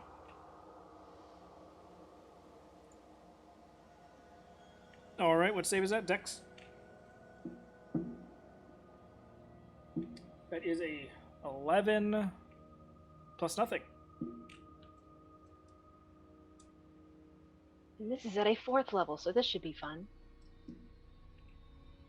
Fun it shall be.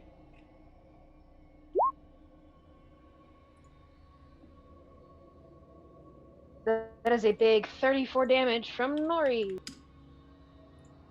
Starting to look a little hurt. And then I'm just going to, what's it called? My new cold spell, the dragon above me. Wait, how far am I? Sorry, I'm trying to work with distance. He's about 50 feet above you.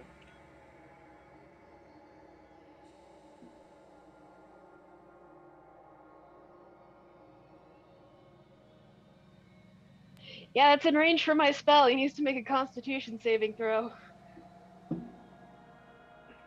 Let's go to these ones. It's 21. Believe it or not, that passes. Who would So, have thought? yeah. So I do the cool thing and shoot lightning, and then my cantrip fizzles out. Alright, you staying there? Bringing us to Kaporan with Rachel on deck.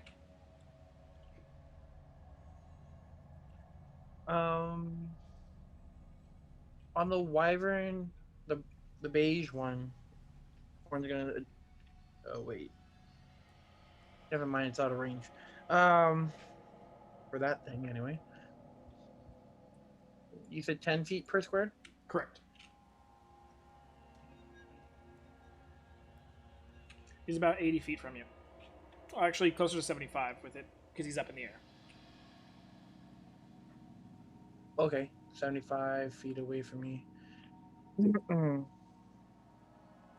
if I move in front of Amric, I would be 60 feet, within 60 feet of Yeah. range? Okay. We'll do Vicious Mockery. Stupid leather bird. That is a 6. 17 was the wisdom save. And on top of that, what was it? Oh yeah, psychic damage, So 4 psychic damage and disadvantages on its next attack roll. For the end of its next turn.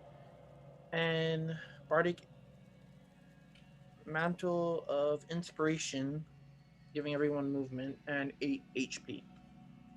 Okay, our favorite time. Everyone gets to move. Disperse, run. What's 60 feet? You said? It's up to everyone's max. No, your radius of it. Oh yeah, 60 feet. Sorry. So Racha, you are just out of range. Yeah, I figured I was too far away. Okay, Bryn, you're first. Would you like to move anywhere? I can only go 20 feet, yeah. I would say you can move 2 squares right now. Okay.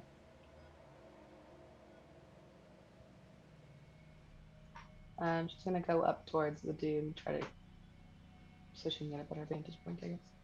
Okay.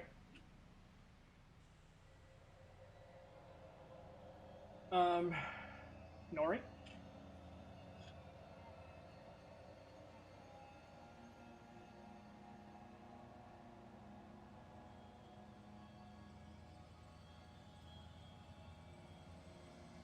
Okay. Rashi.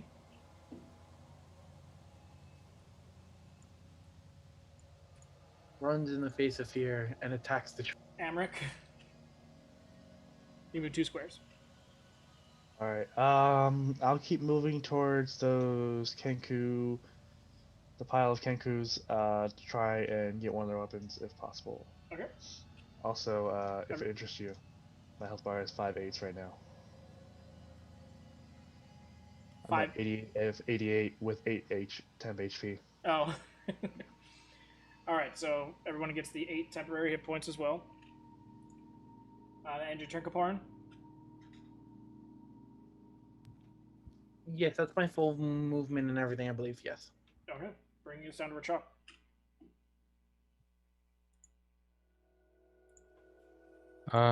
Swap to my bow for, I assume, a bonus action, but I could be wrong.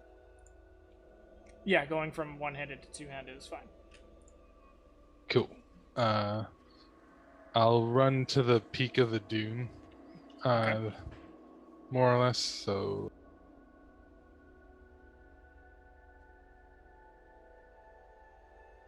Sits about 35 feet away from you. yeah, that works. And then I will take a shot up at the one that's above me. Go for it. And then yell out that it's a fucking coward. Attempts to use Bardic, what's it called? Vicious Mockery. Yeah, Vicious Mockery. That does hit. That second shot was an accident.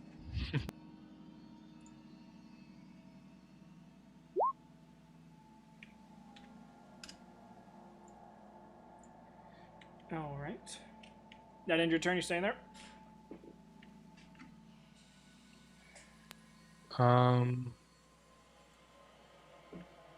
Is there anything nearby, like not from the one above me, but can I like try and hide from the blue one on this on top of this dune, or like on the backside of this dune away from the blue one? If you go one more square to the left, you technically could. You can get out of line of sight from him.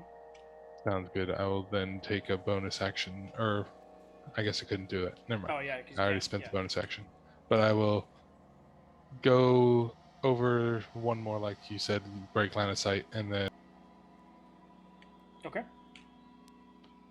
All right. Any Racha's turn brings us to Red Wyvern.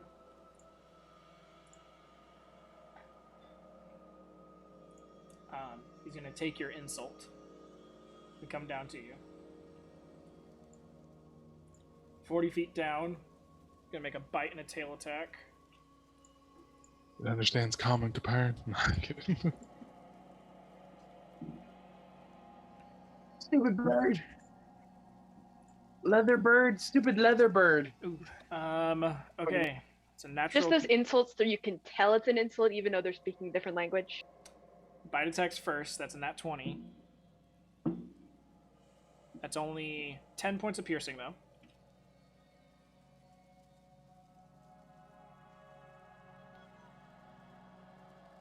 So it leeches down, kind of flies down to you, kind of kicking the dust in your face, and then just get crunched on before the tail comes out. That is a 22 to hit.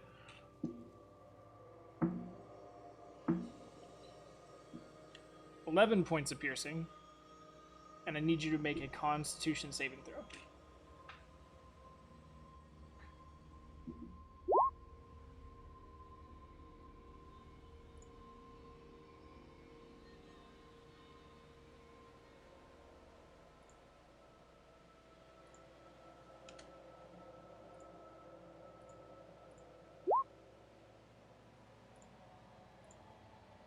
You take 27 points of poison damage. So, does that poison damage count as the same attack as the 11 piercing, or no? Yes. Because I would like to uncanny dodge it. I would say you can uncanny dodge the piercing damage, but not the poison. Gotcha. That makes sense. Because it's more of like trying to move out of the way and just the tip of the stinger going in. But the poison's poison.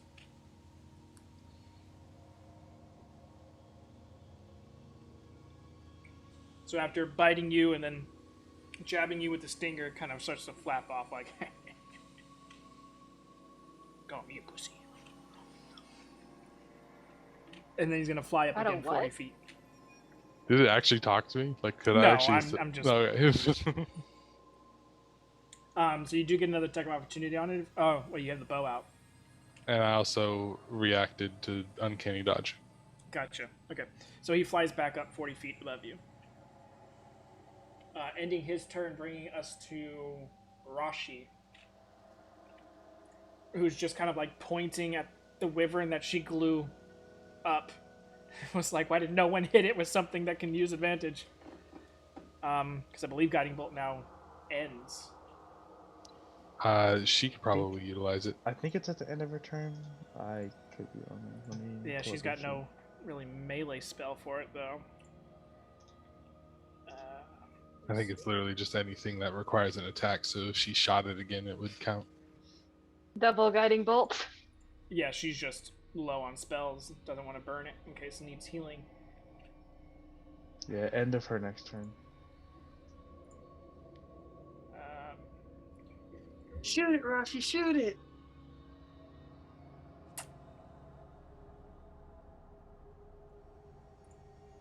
I play way differently than Rashi does. Okay.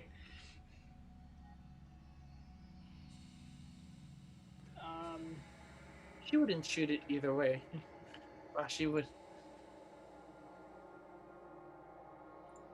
She would probably Hubert shot, but he's way out of range. She wouldn't even see me right now. Yeah.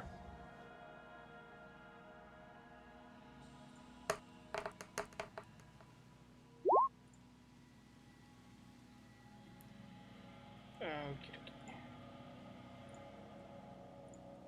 Too many tabs. Alright. Okay. So, just gonna pop a spiritual weapon directly underneath it and smack it for 9 damage. See the hammer go.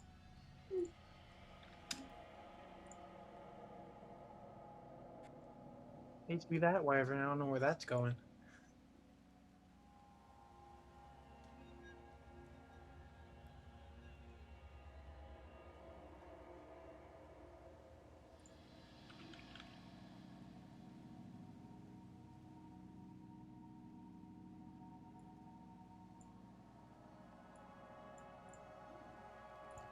Alrighty then. So after Rashi, she's gonna stay there. Amric, you're up. Go ahead and Alright, give me an investigation check. Oh, I'm not good at those. Oh, my best roll of the night. You 17. do find a short bow and a quiver full of arrows. Okay. I don't plan on moving, so I'm just gonna drop my sword and shield. And was that my action or just No, that was more of like you're moving up. Just You weren't even focused on the wyverns or anything. You're just like, I need something with range. Okay, and a short bow is what, 80, 240, I think? Yeah. Yeah, I'd want to my So you inventory can real add a quick so I short can bow and roll you with can it. add a quiver of arrows. So it's 20 arrows.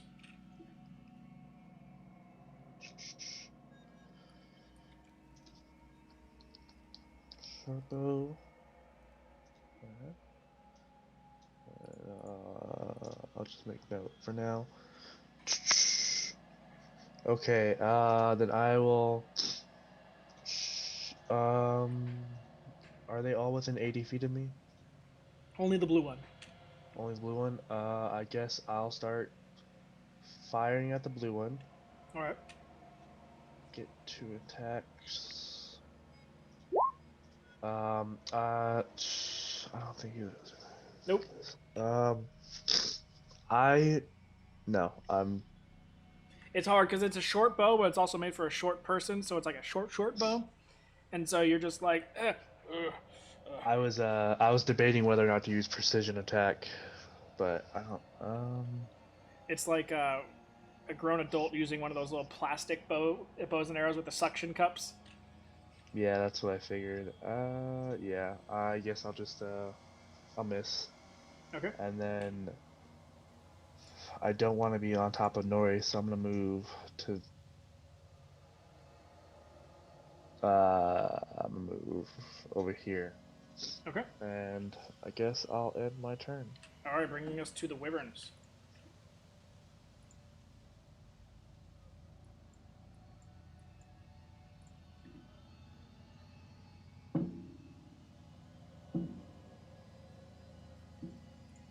Both attacks miss as it kind of just clumps and stingers towards Rashi, just deflecting off of her armor.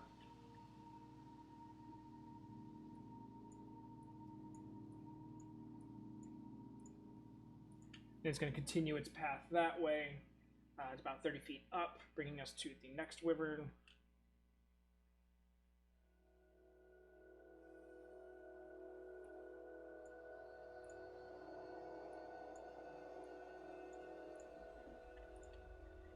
It curves and see this nice little line of individuals as it kind of cuts and turns, and then is going to make a breathing reach attack. I need Amrik, Kapoor, and Rashi to all make dex saves. Rolled a 9, so I failed.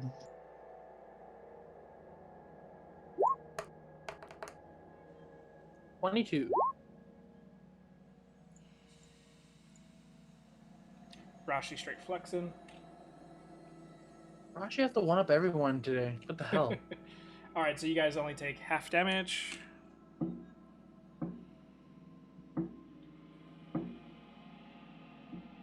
So that's 20 points of fire for the fail, 10 for the success. Rashi takes 5.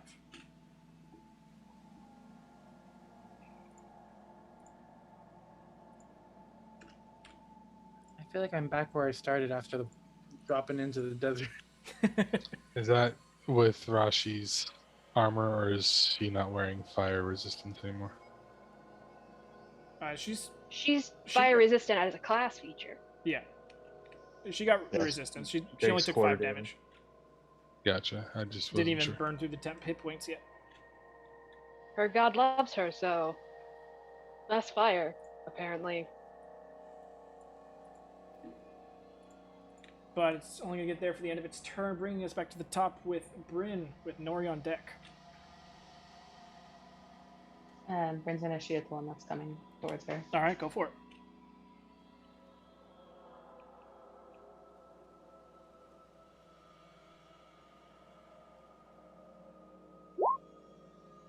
Hits.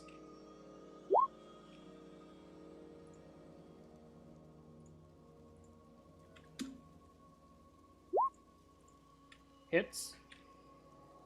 He's looking pretty rough.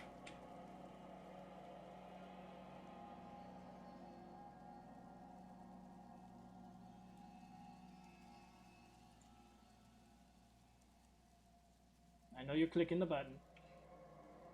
Just trying to. Hang on. You can do it. I believe in you. You can do it. Hey. You did it. I know. You said he's looking rough. Not down yet. Well, after that one, he's looking really rough. Okay. She's gonna action surge to All do right. it again. 2 more shots.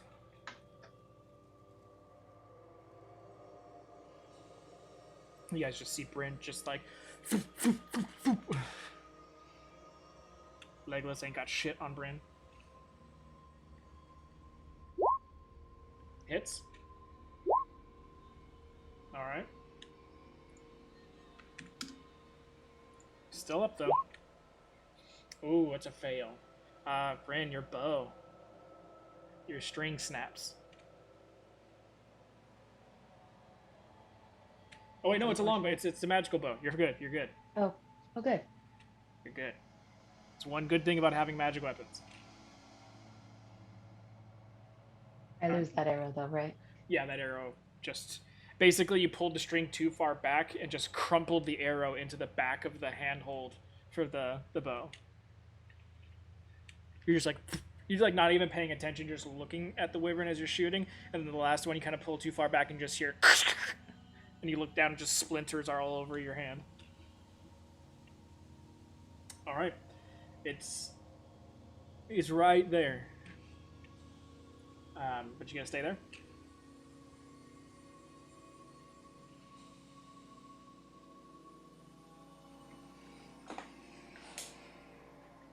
No. Sorry, I thought one of the spells I had, the one I was thinking was a bonus action, but it's not. 2 squares. Can I go up? Yeah. Yeah, the dunes aren't so vertically that you have to worry about it. Okay. All right. Be there. That brings us to Nori. Kapoor, you're on deck. Damn it, Roshi's in the way. How far in the sky is this wyvern? Which one? Blue or gray? The one that's incredibly hurt. He's only about 30, 35 feet up. So from where you're at. Okay,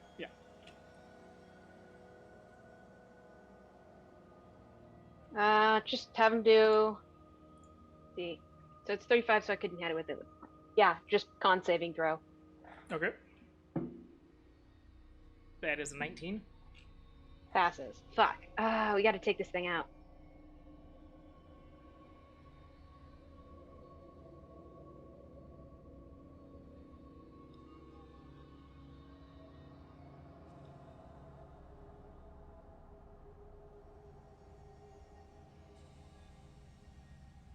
Anything else, Nori?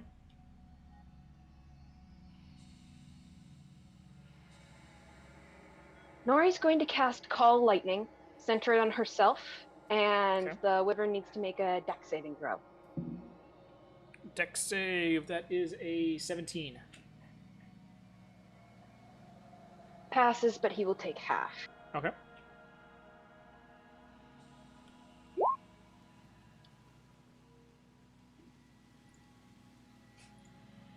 Don't know why I did that twice, but it's 9. The lightning impacts it and kind of rocks it for a second, and it's kind of like barely holding on in the air. Yeah, that's the end of my turn. My concentration on my other cell breaks so I no longer have Gotcha. 40 feet of movement. Gotcha. All right, Kapoor, you're up. Rachel, you're on deck. I forgot the bonuses to my nifty loot, so Gotta remember that. I know. There's so much to remember about this loot. Yep. I love this loot, but it's so much. I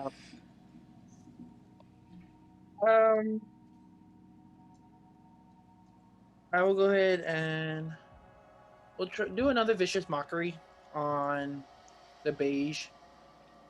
Kill it with an insult. 60 feet. Yeah, is you're not. It's too high up. 1 square in. Would that bring me in? Possibly. With my movement. Yeah, I need to get out of this line of people anyway. Okay, so a wisdom save. That is a 3. With him. Okay. So he gets 8 points of damage because due to the bonus effect of the loot, he takes an extra 2 points of damage. And disadvantage on his next attack roll. Well, You insulted it so hard it died. how would you like to do this? Warren just is like looking at this stupid leather bird. And he's like, "You stupid!" I just starts cussing in like a row of string of cuss words in every language he knows, and just as he begins to do this, wyvern just tailspin to the ground. Well, as it takes the psychic damage, it kind of like in mid-air starts to roll onto its back, and then you guys all see as it just starts to disintegrate into the air. Portions of it just cast away like ash. The other 2 wyverns both disappear into ash.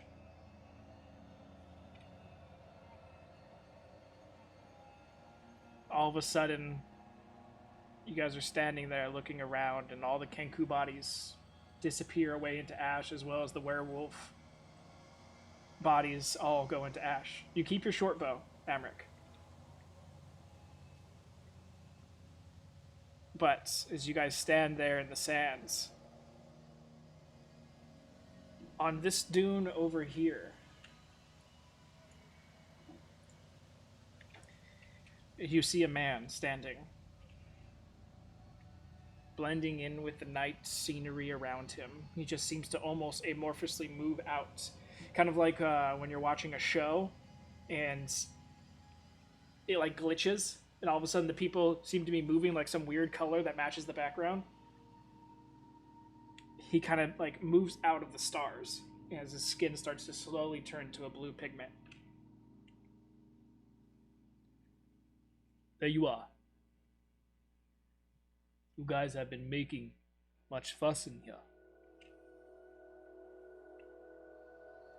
As a decently tall Jin Dreamweaver stands before you. Interesting enough, as he's looking there, you don't see his feet actually touch the ground. It just seems to end, almost as like there's a green screen over his ankles and shins. He has ankle issues. He kind of just stands there with leather straps around, a couple pouches along his belt, and he seems to be holding like a large tome. He's completely bald, dark blue skin, as he kind of stands with one hand holding the tome and the other one inside of a pouch onto his right side.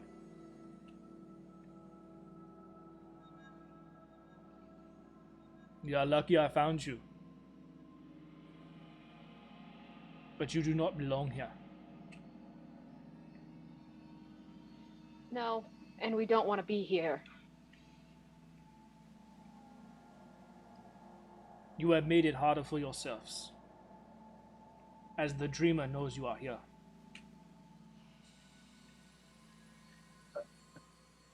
Please just let us out. I do not I'm have so control tired. of that. It is the dreamer. The dreamer has designated you as threats.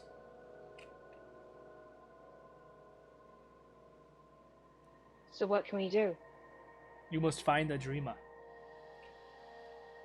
And how on earth are we going to do that?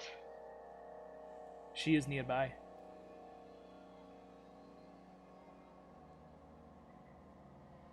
She can see you. Okay. This is why she knows to bring the attack to you. You must find her in the sand.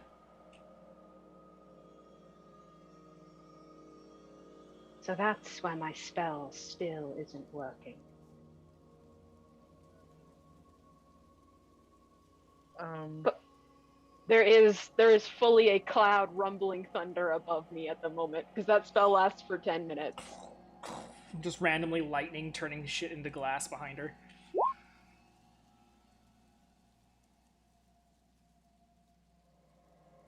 Do not try to hide, I see you, bird.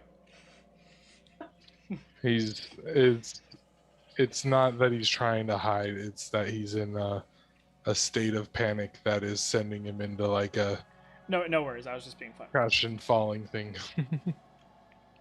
You get a sense that though this Dreamweaver is talking to you and is in front of you, is probably not actually here. No, I'm not even trying to hide from him. I'm literally like, this is a trigger. He's triggering yeah. event. He's gone, not actually here. Yeah, Do, you're definitely do I Vietnam see this? flashbacking. Do I see this? You did not make it over the dune yet, so no. But we can all see the Dreamweaver? Yeah. Okay, but I don't see Richaw. Damn it, I can't be nice. No, it's, okay, it's the continue. other. It's the other dune. When he was talking about finding the dreamer, did he gesture in a direction or just towards the where the city was? He just kind of gestured all around, not so much towards the city in any regard. What about our place in time? In this place, time means nothing. But where time does mean things. It does not matter. I'm not Until gonna you get know out of until this. we're out. Yes, until you get out of this dream, you won't know when you are. Is there any way to get back to where we're supposed to be from? After finding this dreamer? Best chance is finding Dreamer. If Dreamer is from time where you are, good chance.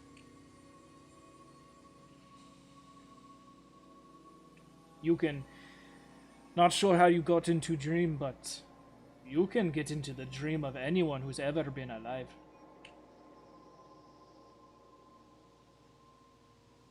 Does not need to be alive when you are. Interesting to know. But it sounds like we need to get more of their attention. I think we have their attention. You We have need the to worst of find their them. attention. You need to find them and wake them. Yes. Is there any solid way to find them? Kind of just shrugs his shoulders at you. Damn it. I cannot affect the dream past this. It is not my place. Can you tell No us the hints name? to finding him? I cannot be connected to their subconscious. I could not come out to you until the manifestations were gone. They are recuperating. You must move quick before more manifestations come. And he just whisks away. You said, so there are tops of buildings technically still popping out. Yeah, In the there's distance. 3. I'm gonna go find Rachaw.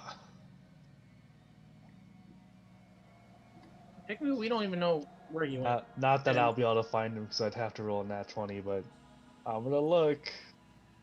Nor will go look for Richaw.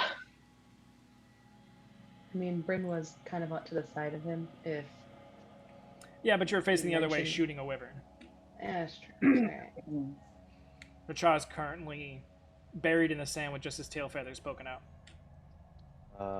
I will, however, put the bow somewhere on my back just so I have it. Yep. And I will have my sword and shield out again in case something comes out of it and attacks us. A few moments, Racha, in quiet, is around you. Yeah, Nori would, as soon as she saw Richaw, all that, then looking at the bodies of the Kenkus, Nori would have stopped her spell, got over Richaw, and just tried to, I don't know, comfort him. Yeah, he's still just over that dune, kind of breathing heavily. He's on like a high alert mode right now. Very where- skittish. Yeah, Yeah, Nori's just kind of like having him breathe, all that fun stuff.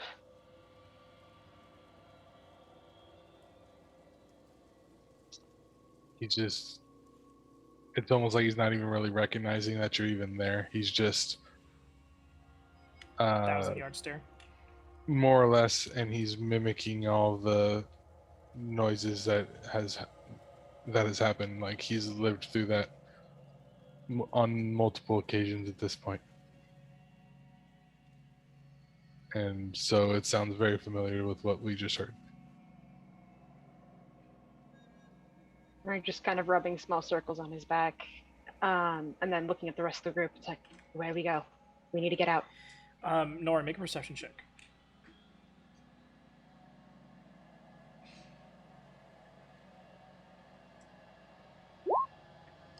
As Richard's doing those noises, you realize that though the birds are great at mimicking, it almost seems reversed. Whereas Richard's making the noises, but the noises you heard from the battle were almost a mimic of him. Like every noise that he makes is so precise as to what he heard, and what you all heard and witnessed through the wyvern attacks and the werewolf attacks on his people. That it's even more uncanny than his mimicry usually is. So am I picking up this is PTSD or dream fuckery? Dream fuckery.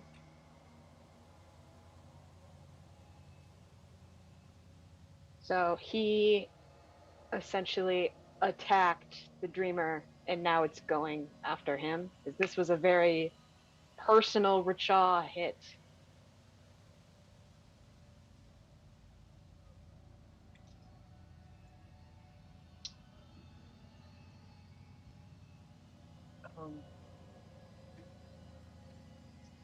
So if that gives you any idea as to what might be coming up soon for the rest of everybody. Are you gonna go through each and every one of our backstories? You If we don't find the dreamer, he's going to. Richa, I'm sorry, but we have to go.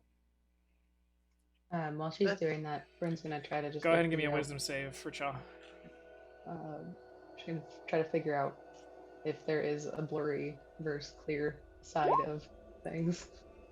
Richa's catatonic.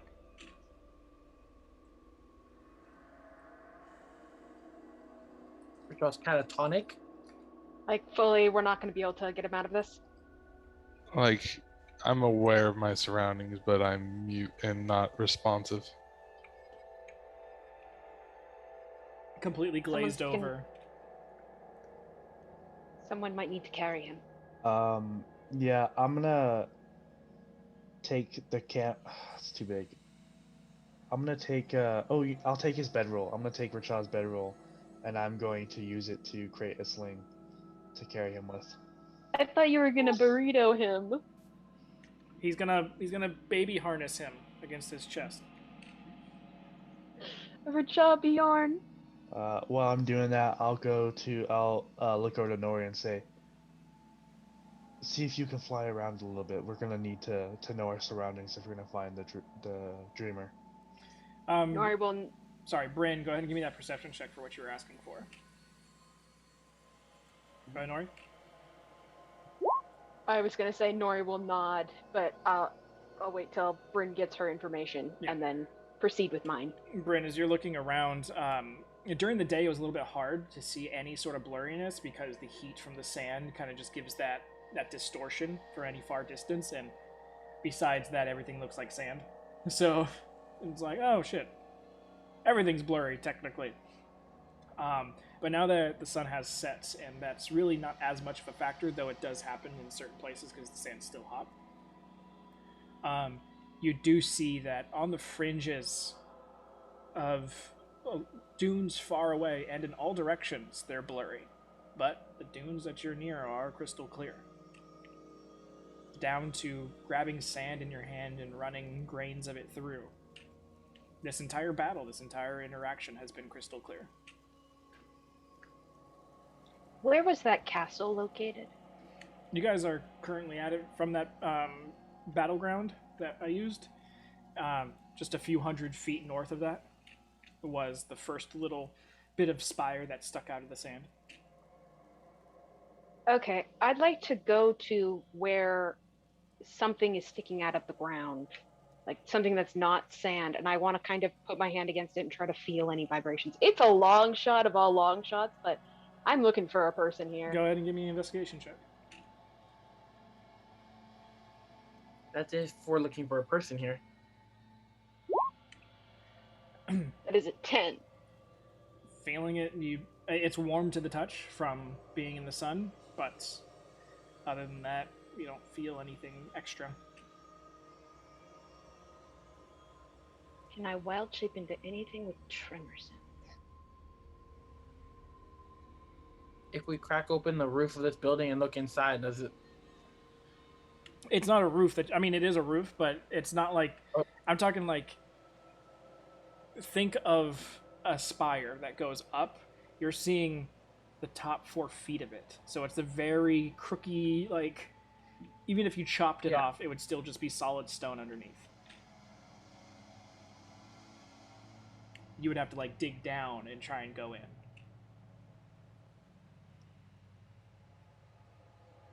Can I feel if it's hollow or not? I want to know if I'm No, it's solid stone.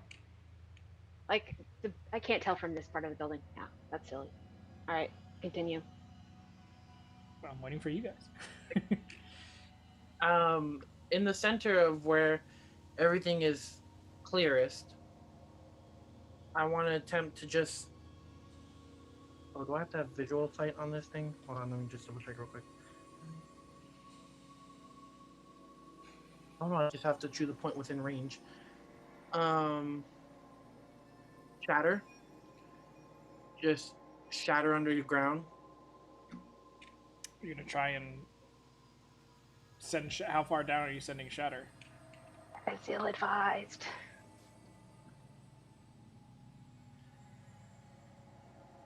You already said it. Around. Nori is well aware that Coparin does stupid things in the desert. I am. No, I refuse for Sounds this like Burning to Man. completely fuck us up. Aren't you off looking at something else? Yeah, Nori's touching the spire. Kaporin's walked off into the sand a little bit. How far down do you want to cast Shatter? 45 feet. Okay.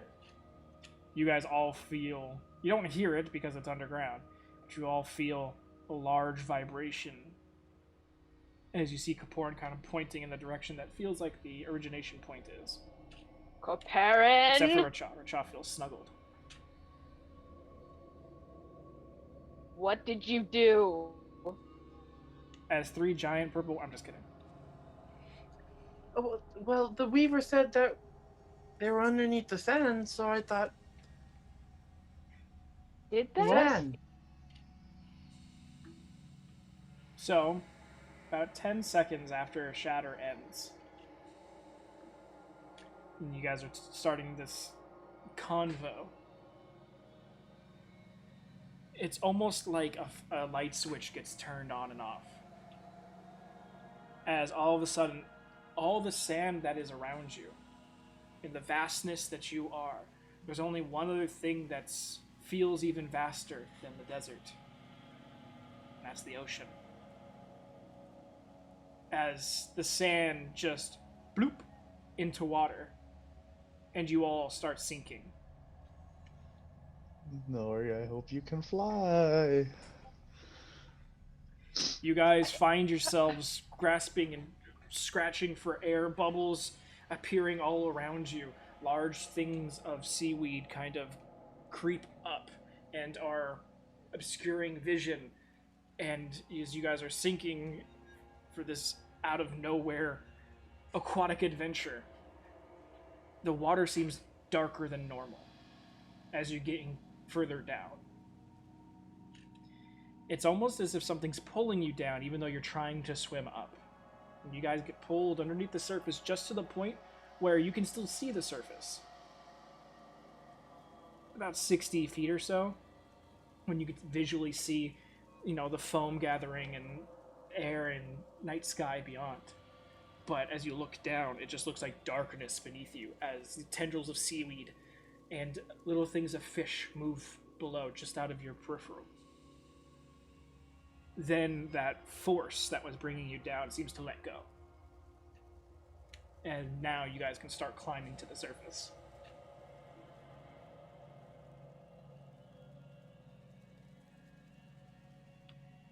Wait, we're Amric. under.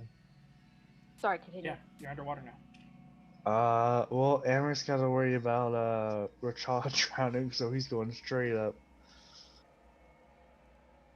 I would imagine I'd snap out of it if Yeah, getting all of a splashed in the sudden was face. in water. Yeah, you get a squirming in your chest pocket of Richaw being like, fuck this, and trying to swim himself to the surface, doing it much faster than you. Nori, with your passive perception, as you're creeping up, swimming, something moves at just the edge of the darkness below. Nori spins to face it but keeps swimming up because she needs oxygen, because she is a person. Don't see anything. Eyes open, searching. Make a perception check.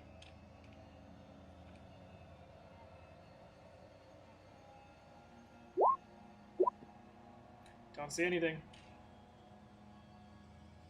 Swimming up, searching. Also, eyes on everyone else, because it's like, if someone else grabs someone, I don't know what I'm going to do. Yep. You guys all make it to the surface. Amric is immediately looking around for Balrogs and tsunamis. Don't see anything like that. What do we see? As you get on top of the water, you don't see land. You don't see an island. You don't see anything breaking the surface of the water in all directions.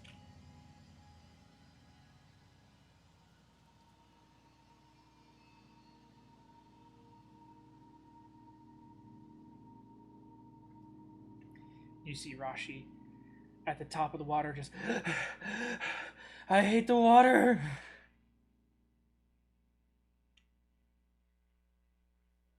I believe someone's targeting our biggest fears.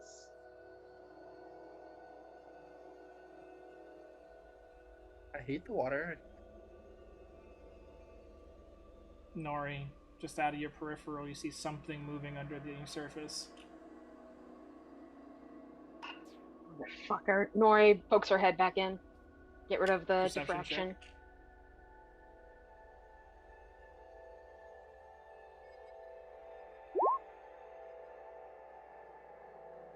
You don't see anything. Okay. Still looking. Spinning around. Yep.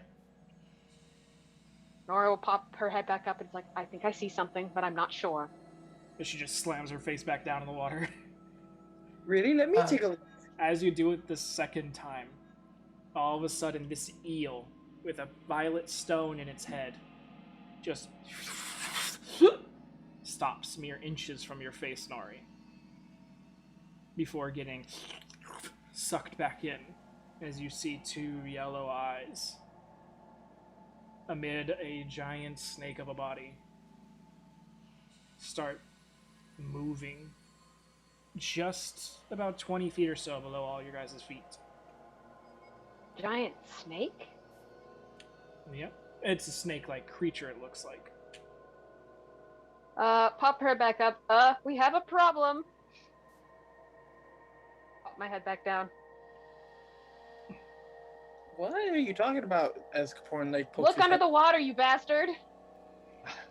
Bryn just takes the back of his head and just... Now that you look at it again, and Rashi, as soon as you said that, is like already looking down. As Rashi focuses on the creature, it seems to change shape. Back into that intelligent, Kraken-like individual you guys dealt with, getting the piece of Trentimir for Nori. Doesn't look as happy, though. Doesn't look as talkative.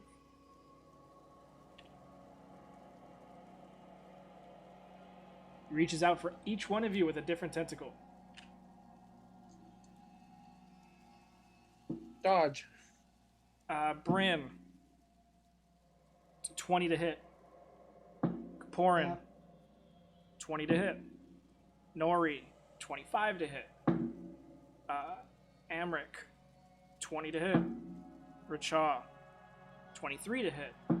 Rashi, 21 to hit. That's all of us. As you all get tangled immediately, just all of you guys feel the large tentacles wrap around you, and the suction kind of just.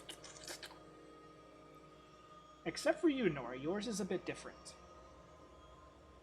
The tentacle wraps around your your torso, and then just the softest and faintest of tentacle end kind of runs itself over your armband. If you want it, you can fucking have it. Let my friends go. Doesn't speak. That's where we're going to end tonight's session.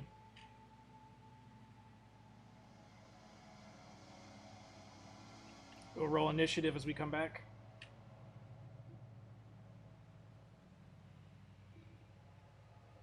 Sounds about right. I should probably ask, since we skipped Monday, are we skipping last Thursday this month? I would say we can actually play that Thursday if we want to, unless someone else has plans already for it, which it's completely fine. We can skip it as well. But we don't have to make the decision right now. We still have a week, so throw a poll up and we'll decide by Sunday whether or not we want to. Sound good? Okay. Any questions? You better be Just nice the to me, 'cause normal. it's going to be my birthday when we play. So don't kill us. Hey, nothing like a birthday TPK to I raise mean, we the can play for another 15 minutes and see how it goes if you really want.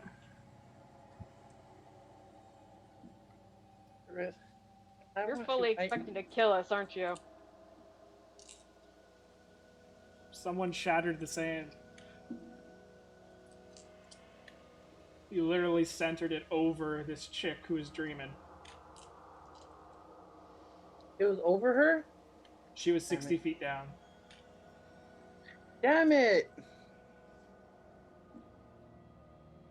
So it felt like another attack, so she changed the battlefield. So much for hoping to get her to stop. Wait, that means that Baron, she's you're gonna need to talk out all your spells from now on. You are banned. No more. At least anything out of initiative. Alrighty, guys. So any questions?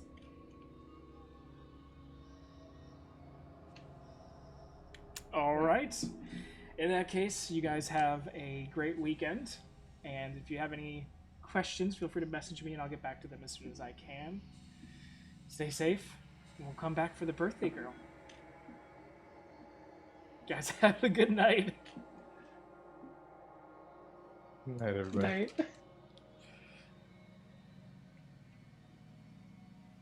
Thank you all for staying with us. Have a great night. Have a great weekend. Stay safe. We'll see you next time.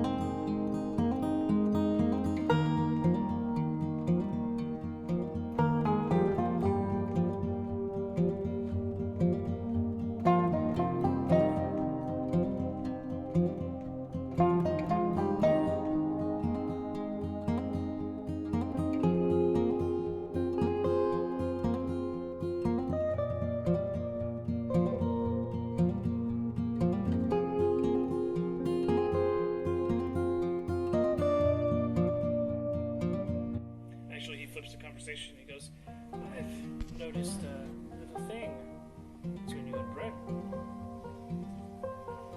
What? Nothing.